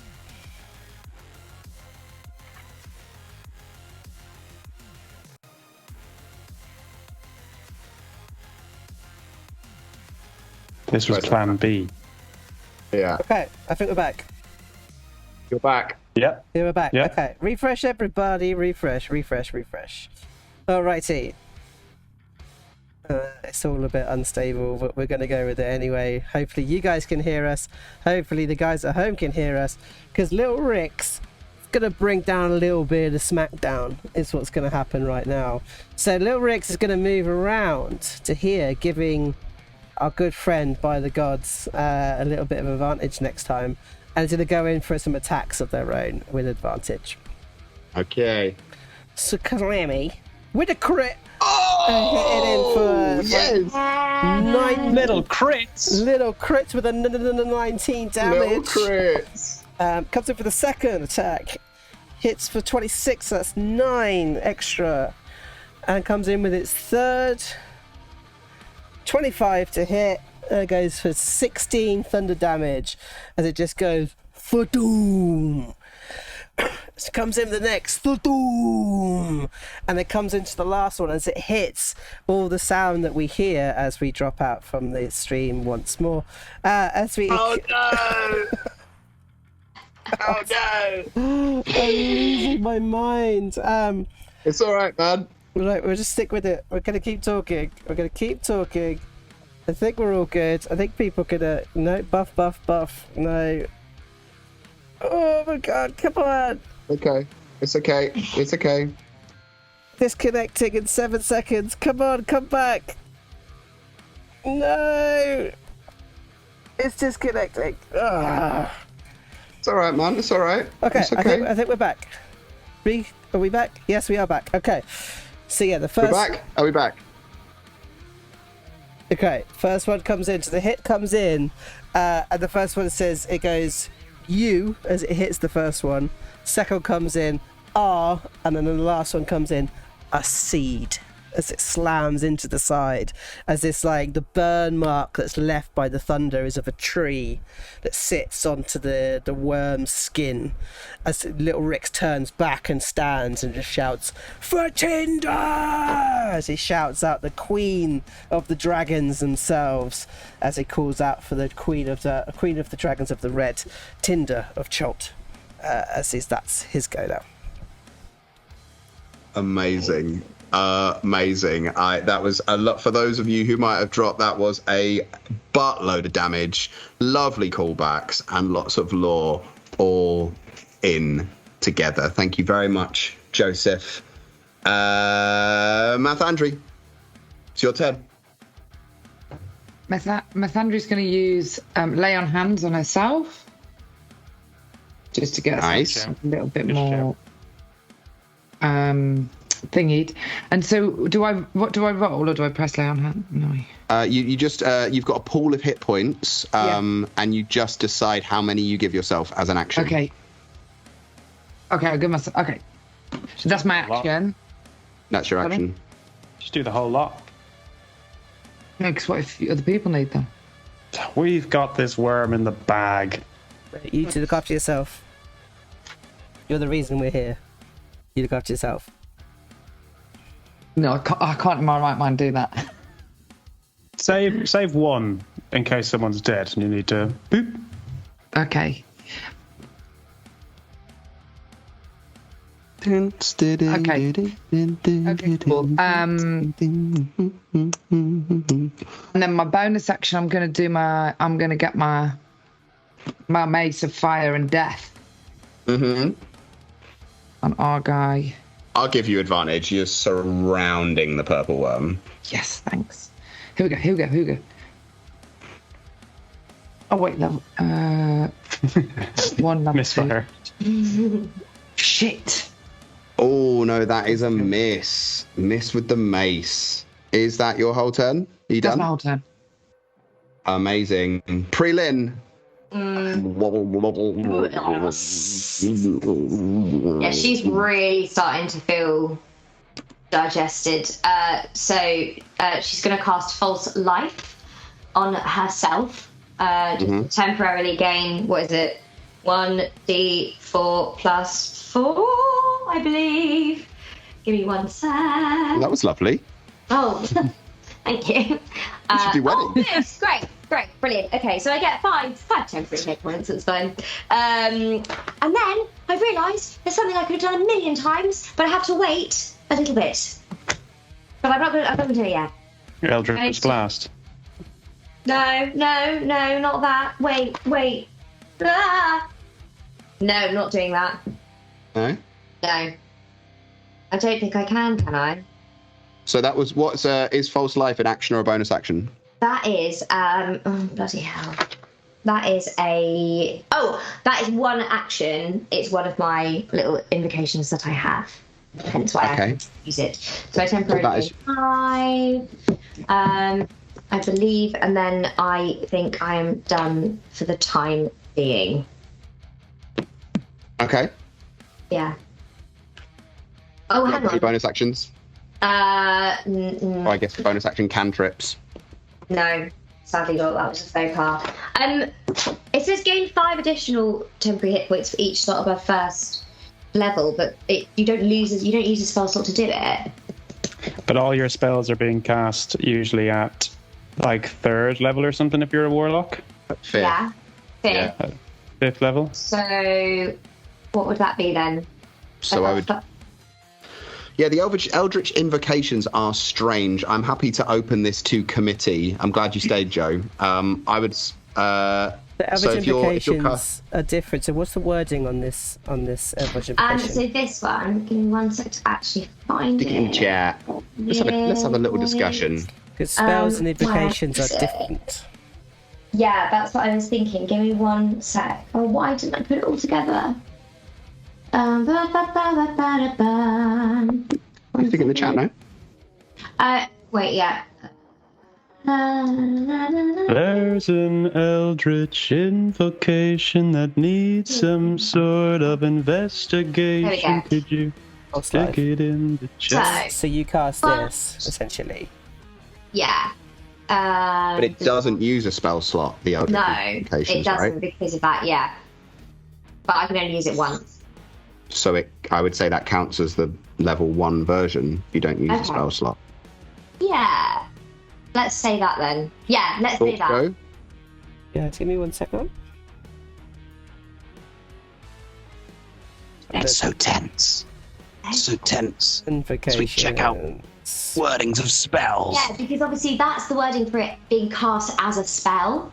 But obviously it's almost like an extra... it's because it's an extra feat. So second level you gain identification. Choose your object. Damn warlocks. Oh, I have got to go back slightly into the chat, and where was it? Massive attack from Daz. Oh, excellent, wasn't it? Massive attack. Excellent work. Yeah. Okay, so That's gold piece for you. This. Let's have a quick read of this. What is the actual invocation called? Let me find it for you. Fiendish Figure. You cast out. It's a first level spell. It says so. Yeah. Oh yes. Oh yeah, Fiendish Figure. Sorry, Stuart did put that in the chat. Thank you, Stu. Thank you, Stuart. Okay. Yeah, Fiendish Figure. So you can cast False Life on yourself. Oh, as a first level spell. Sorry, apologies for that. We didn't need to have that entire session. Thank you. That's the end of my go. That is all good. Okay, so you've given yourself those temporary hit points. It is now the purple worm's turn, where you will take 10 more acid damage. Freelin. good, because having taken that damage, she's suddenly going to realise, hang on a minute, I don't need to be here anymore. Why haven't I bloody thought of this? Because she has another eldritch invocation, which is called Misty Visions. Oh, wait. Yes, which I... Oh, no, sorry, tell a lie. It's Misty Escape. Misty Escape, which means that I can, when I take damage as a reaction, I can turn invisible and move 60 feet. However, if you're invisible, you don't become ethereal. But oh yeah, shit. Okay, ignore me. I'm having a right night of it. Oh, bloody hell. Yeah, okay, never mind. That's okay, no, it's good. I should probably be dead by now anyway. I don't know how I haven't been digested. It's been like maybe you're related to Datmar. Who knows? Who bloody knows? Okay, never mind. Ignore me. That's me. I'm done. Okay. I should probably be dead by now anyway, I think is the tagline for Waterdeep Mallrats. Oh dear. All right. The purple worm needs to start getting rid of some peeps. So the purple worm is going to bite at Mathandri. 20. For 27 piercing damage. And can I have a dexterity saving throw, please? No. They were like, No! As the purple worm reaches up and crushes down straight on top of the space where Mathandri was, and as they rear up, Mathandri is gone. However, please can you put the channel divinity things back into the chat? Because I have some reading to do. I think it might still start. Read your notes, Dan. Can repeat saving throws, Aura of Conquest. I mean, by my reading, it still works. It's within 10 feet of Mathandri. And you're not incapacitated. You're restrained, but you're not incapacitated. It's good news for us, Joe. We can still do this. Luck best, man. So, Mathandri, you slide down into this wide cavern as it gets tighter and tighter and tighter, and you feel yourself arms right across from here, and then you sort of lean back a bit and flex your shoulders, and you feel another set of shoulders. But it is between a layer of muscle and intestine. So you know there's someone else in here, but you are by no means in the same space. But you are restrained, and you're swallowed as well. High five! Through the wall. And with its other attack, it's going to swing its tail, try and take this fucking kobold out. 26 to hit. Ooh, it's one over what you needed. It does hit. Okay, so that's con save, please. Shit the bed. This might kill him. Okay, con. 25. Yes! Oh, hang on. Okay. It might be enough anyway. Minus 18. A minus 19. No, Rex is down. No! No! Oh. No, Rex is down. Arthur, you look. It's round 6, by the way, Arthur. Now it's time to clean up. You see the remainder of your friends, one disappear into the gullet of the beast, and the other one take an almighty swipe of its sting and go to ground. Great. Okay, stand. Yeah. Are we? Oh no, you go, and I'll talk shop in a minute. You talk flavor first. Okay. Othel sees Rix go down, 2 friends swallowed, and just starts laughing. Like, Othel had dreamed that he would be last to fight! And Othel's going to go in. Oh, hang on. If it's not quite your turn yet, just because I need to do my wisdom save. Sure. Yeah, great. Go for it. 21. Fuck. Yep. Is that the fear gone? Yep. Okay, so now neither of those are a thing? Because I'm not frightened of you anymore. Yeah, exactly, yeah. So I can move, and I don't have the... Well, I can't see you now, so I wouldn't have the disadvantage anyway. Yeah. Okay, Athel, come at me, bruh. Oh, you're staying put? Yeah, because it was the end of my turn I did the wisdom save. That's all I need, baby. That's all I need. Yeah. Okay. I've got the crazy move and I've got the sensible move. Yeah, I think we all know what's going to happen. Right. Oh, okay. Actually, hold on. Okay, since that thing is broken, I'm gonna try and grapple it, I guess. Okay. Keep it still.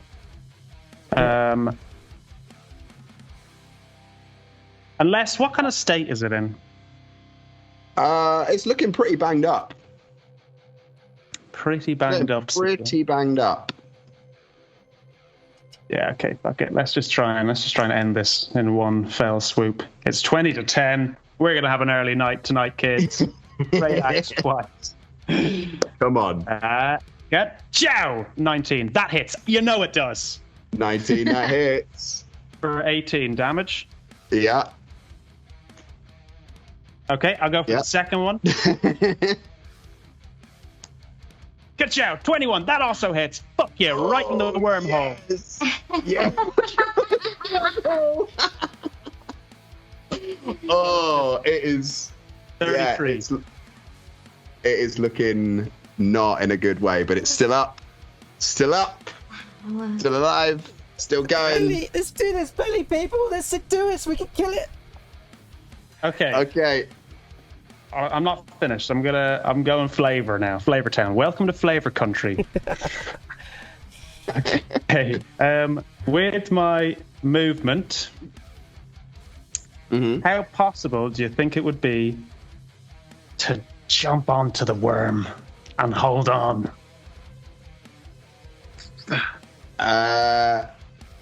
I mean, it's pretty big. I think you could. I'm 8 foot. I'm 8 foot tall, Daniel. 8 foot tall. All right. Let me see what the rules are for jumping, because there's high jump. You leap into the air. The number of when you leap into the air, the number of feet equal to 3 times your strength modifier. Oh, which that is like 5. Stacks 5. 15. Yeah. So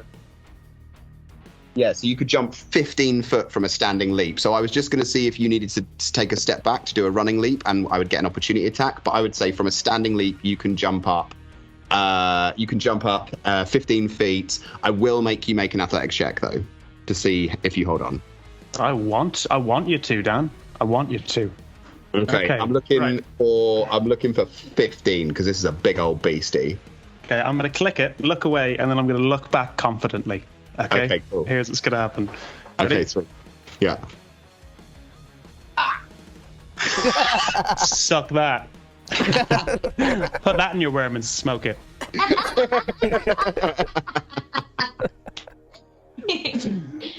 So this was to jump onto the worm. Yeah, to jump onto the worm and hold on. Yeah. Ideally behind the teeth. You can't bite what you can't reach. You know. Yeah. I will give you behind the head. Yeah, sure. And if it stings me and misses, guess what? It's stinging. Oh yeah. I like this. Genius. Is that your turn? That's my turn. Unless you want to give me a round of applause or anything. I was going to give you a round of action economy of whether I've given you too much in a turn, but I'll allow it. Yeah. Streams flavor of piss. Streams of piss everywhere, my friend. Yes. I'm bathing in it. The type By of the worm golden shower. the golden shower. Okay, little Ricks, are we done? Are we done, Ethel? Yes, Ooh, sorry, yeah. 17 Yeah. Is a pass. Nice. Mathandri, it is your turn. Is there a way to get out of grapple in like the sphincter or wherever I am? Yes, there is. Do I need to do an athletics check? No, you do not. Do I need to do a charisma check and talk my way out of it? This is why I changed the wording on the thing to read your notes, Dan, so you guys didn't immediately find out exactly how to get out of the belly. There is a way out, but I am not going to play 20 questions with it, I unfortunately. think it's going to be a questions? damage. It's going to be a damage limit. I agree. Before, when it worked with Evie, and the hit was big, there was a bit of a lurch. Then since she went in for a smaller attack, the lurch was smaller. It's going to be a damage limit before it regurgitates you. It was also necrotic Is mine. damage. I don't know if that makes any difference. You sort of hear from the outside. Okay, let's think And it about this. infuriates you. Kill this thing. Kill it from the inside. No, cursed wouldn't work. Bestow curse wouldn't work. Elemental weapon. What's this? I don't know. A weapon? Got one. Could I turn the worm into a weapon so it damages itself? Okay. What's a weapon? Charm person. Command. Please regurgitate. Do you reckon? You can try it. You can certainly Can try it hear me? Can it hear me? Rob's like, no. What's his Oh, shout? I've been there before. What are you going to do, Gabs? I'm going to. I can't use my arms at all. You are restrained. You can attack.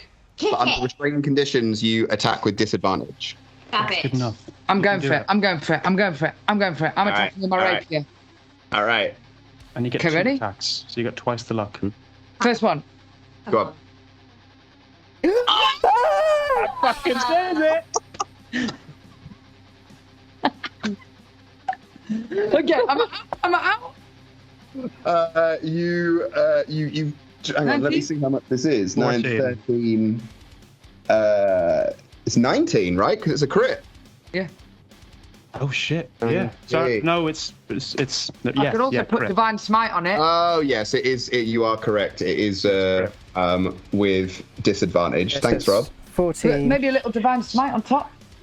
Okay, so we're going to go. So 9, so you got 14. Yeah, throw a little divine smite on top. One. Go high. Oh, what go level the are you? highest you got. Go high. Yeah. Go big. high. So I've got 1 3rd level spell left. Do it. So it's Yeah, do 10. 3 D8. D8. Come on. 15. Yeah.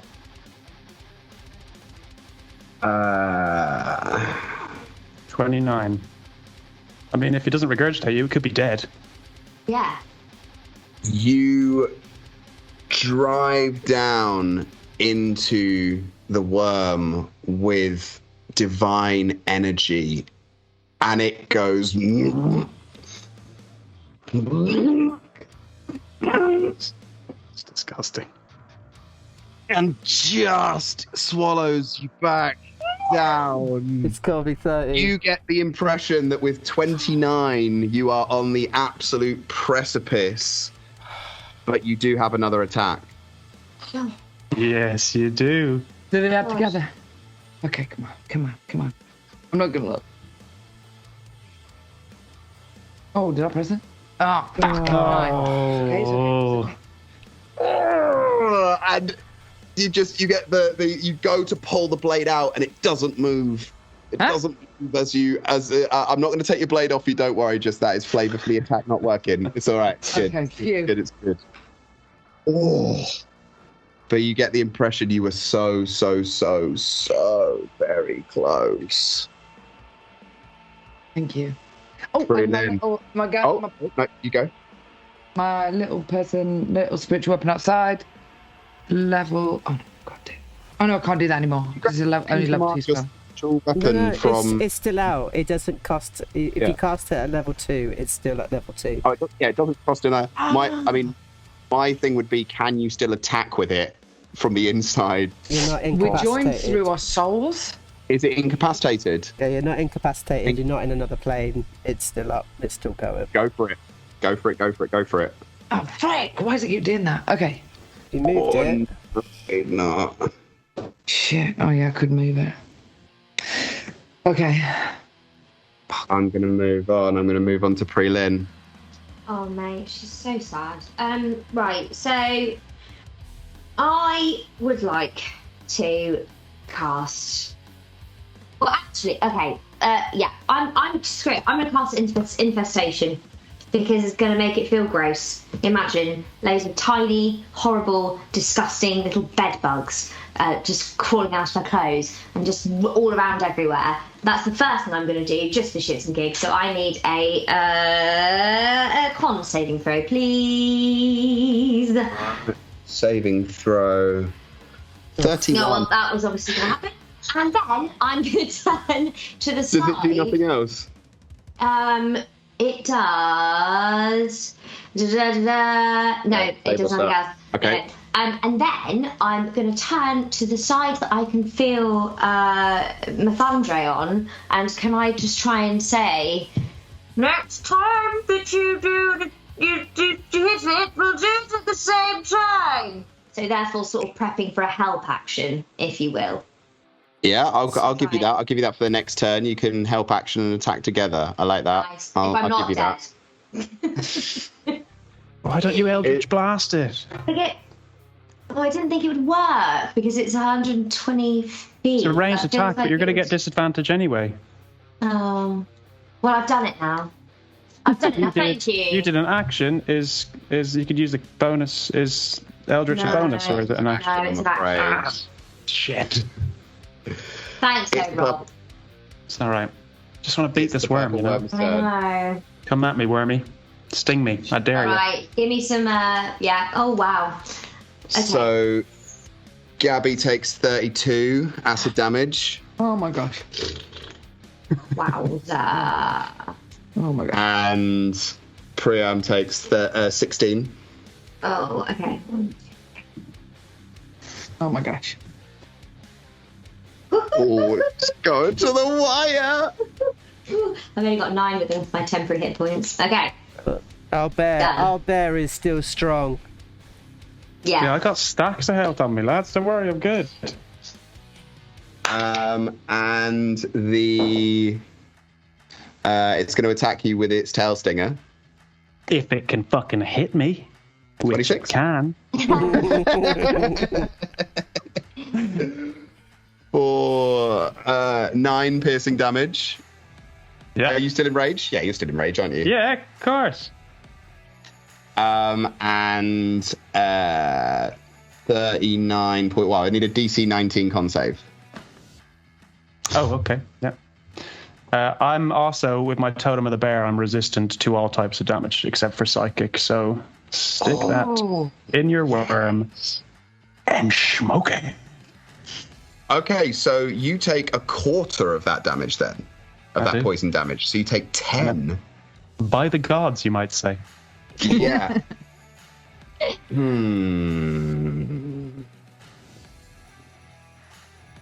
We're on the back. I'm going to give you a disadvantaged attack with this bite as he reaches round to try and get you. All right. 17. Swing and a miss. The dice know. The dice know. The dice know. All right.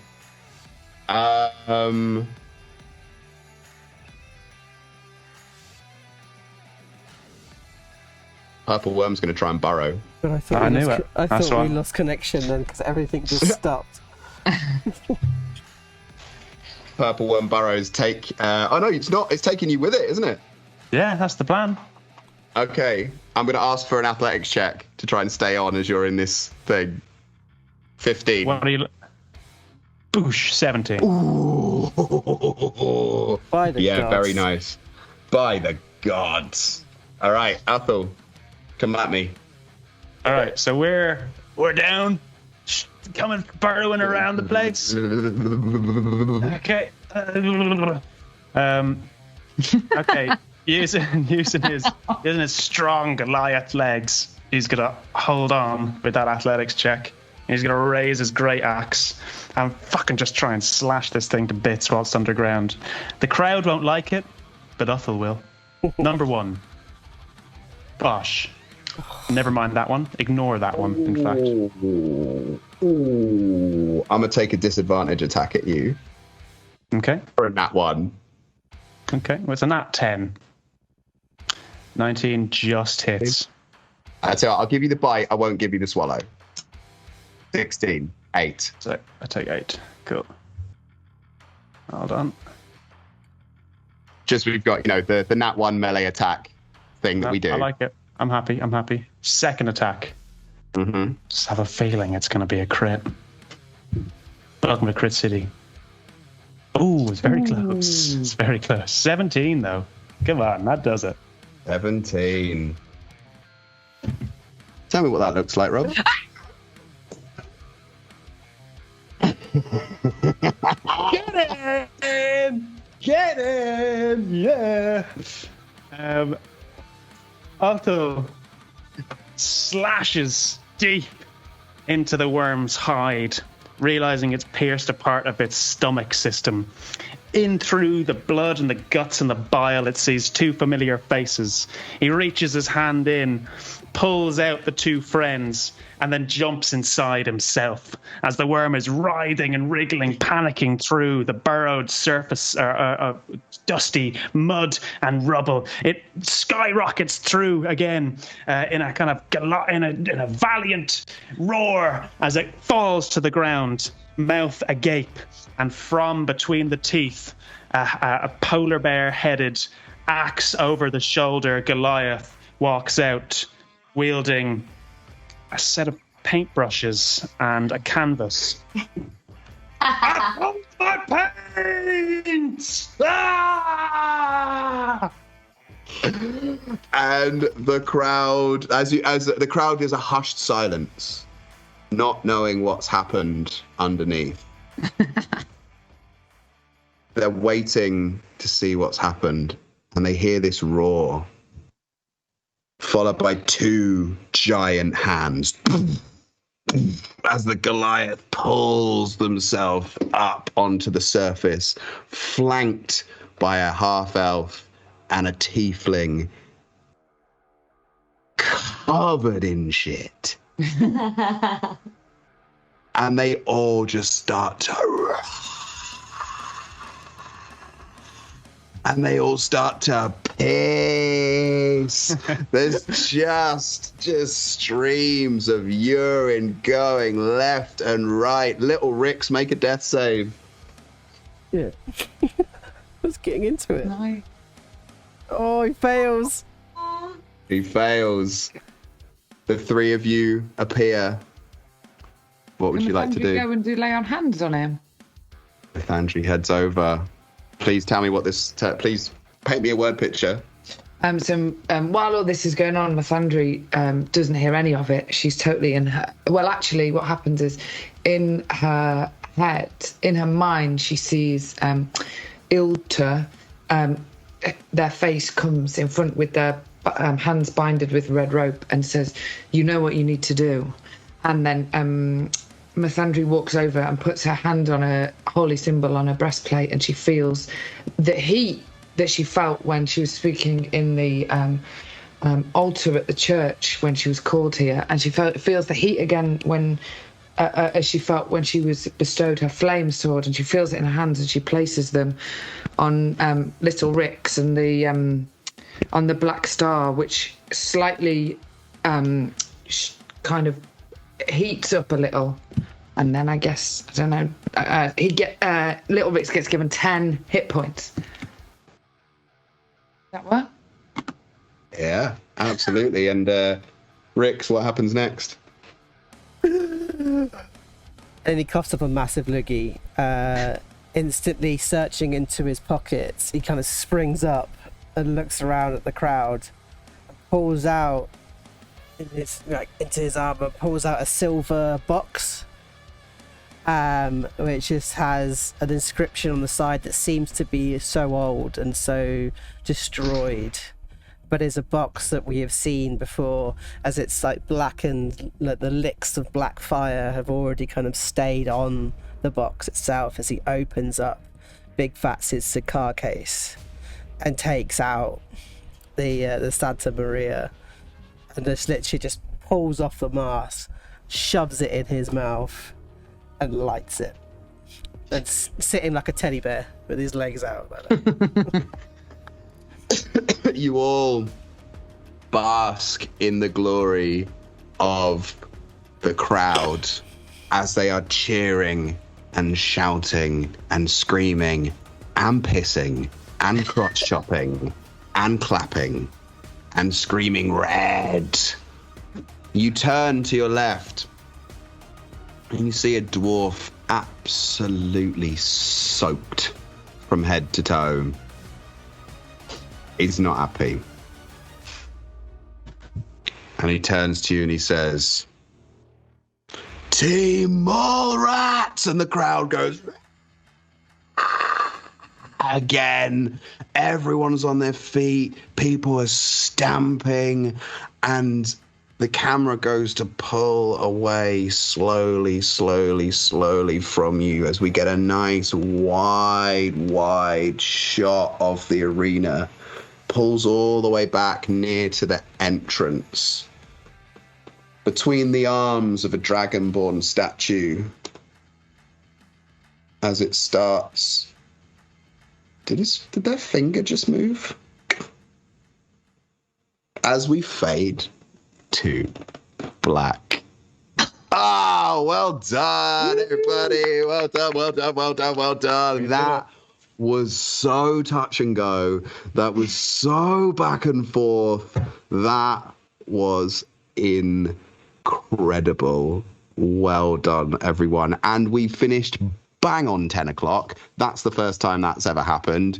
There we go, on a Monday. If I can, people in the chat, please do throw us your favourite moments of this fight, and if I can keep the wonderful four players, the victorious Waterdeep Mallrats, to please let us know your favourite moments from yourself and your favourite moments from other people. However, just before I go, I do want to say thank you so much to Stuart. Stuart promised to gift as many subs as I killed people today. I managed to kill no people, but Stuart did the subs anyway. So thank you, Stuart. We love you. Big love. So let us start with the Vanquisher, Mr. Rob Thompson. Please tell me, what were your favourite moments? Favourite things you did, favourite things other people did? I mean, I've got to say that the game could have been changed earlier with Hold Monster. Yes. And that could have been absolutely massive. So great move. Shame it didn't happen, but I commend you for trying, Evie.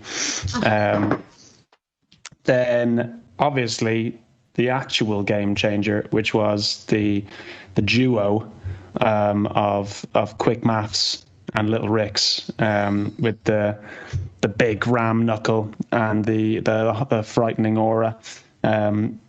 We wouldn't have won that fight without that, I think. Look, I know that I put on a confident front when I play this game, but I was worried at times.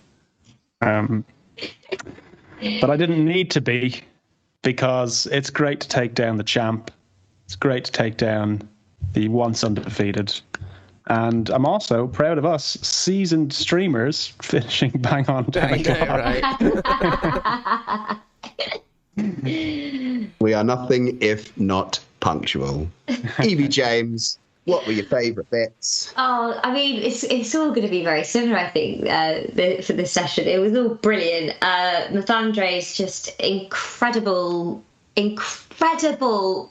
bloody hits, and to so many points. It was just amazing.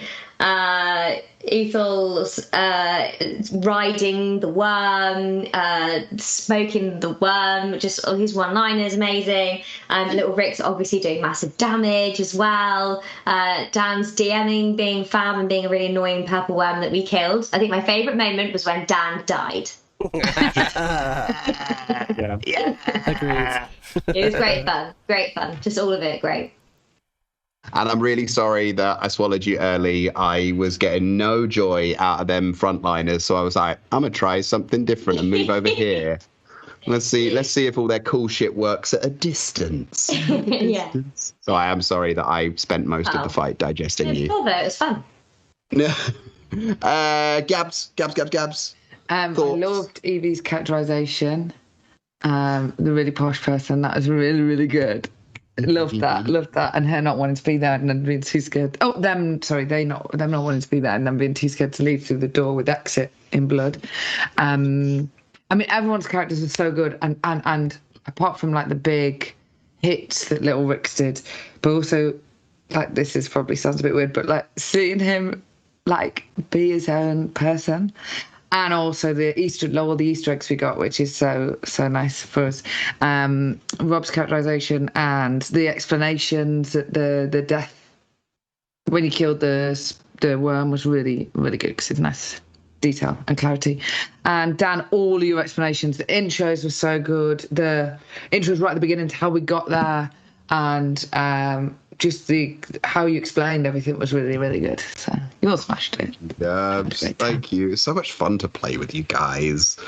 Joseph, tell us the things. Tell us what you loved. I think mechanically the double crit.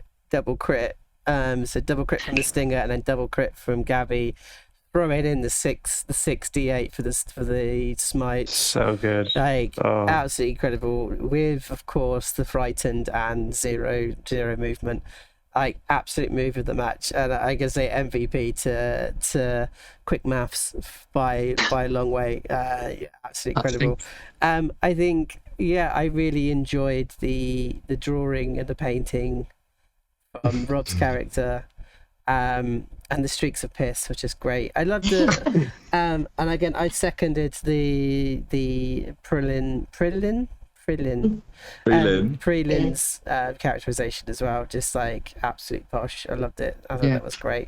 And Dan for dealing with the fact that nobody could see the map and actually being able to describe and make it really clear about where we were. I'm just so happy to get to play Rix and celebrate this great red kobold clan, and I love this kobold clan. It is, if anything, I'll say to Josh about this kobold clan is my legacy of D&D, is the red, and I'm so happy to start pulling it all together. So big love. And Dan, absolutely amazing. I'm so glad I killed you, but but you did absolutely amazingly.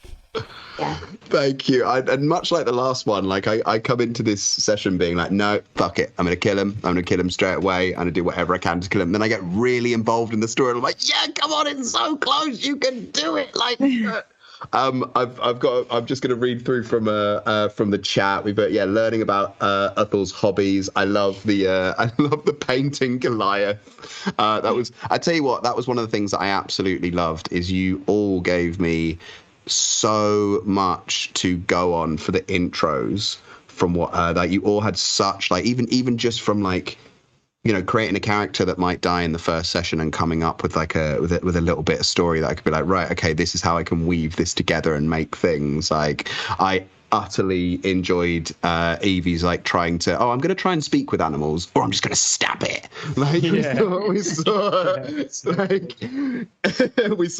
feel like we saw the real Priam start to come out there. Joe, all of the callbacks, little bits of Oshi, little bits of Fats, little bits of Parps, Tunk. I was like, I did not get the whole like Ring of the Ram thing until you were saying about sheep and shepherd. Bob Uthel Ross, big fan of that. That's from GP Daz. Rob, the causing me a headache at all turns with your crazy madness. What are we going to do next? And I was like, I'm just gonna. Mama Thorpe asked in the chat and was like, why can the DM like impose disadvantage at will? And I said, it's, you know, a lot of the times it's for judgment calls here. From it's like they're doing something weird that's not in the book. I'm going to try and make this make sense. And I knew you were going to kill it, so I was like, I'm gonna throw him a bit of drama here. But yeah, thank you for providing some fun and games at the start there and stretching my muscles as a DM. And Gabrielle rules as Red McPherson. Knows the character inside out, you virgin nerd. I was so proud of you for your double-pronged attack. You were like when you did the thing and you stopped it and then you were like, wait, I have more. There's another thing we can do. I genuinely thought we were going to be done in like 2 rounds after that. Like it was so good, so much drama. That's what I love about this. Like the drama creates itself, the dice creates the story. But I think that was 100%. Math's aura was a total game changer from Stuart. We saved Little Rix. Yeah, Little Rix survived. I'm glad. I'm very, very glad. But thank you very much for joining us. I know we went over a little longer. We are back on Monday with Waterdeep Mallrats Dragon Heist. Joe has a thing to say. Joseph Thorpe. Yeah. Should we go a little raid? Everyone fancy a little bit of a raid? Give over to give some love, something over. So we're going to go over to the Wandering Inn, who are wonderful folks of ours, good friends of ours. So when you pop over, do say all the love big love from Sabotage the DM. Hopefully it'll work. We'll set that up as soon as the credits finished. Amazing. And please join us on Sunday for the return of the Rebel DMs over at DM Philly's channel. I'm going to be there. I'm probably going to be talking about this or last session because that's mostly of what I've done as a DM so far, but I'm really, really excited to do that. And don't forget, it is September. So please, if you are enjoying it, please do throw some support at the channel. Please consider redoing your sub or gifting someone else a sub, as we had Darren and we had Daz and Stu do. Thank you very much. Enjoy the raid. Tell them big love from Sabotage the DM. Big love to you all. Goodbye.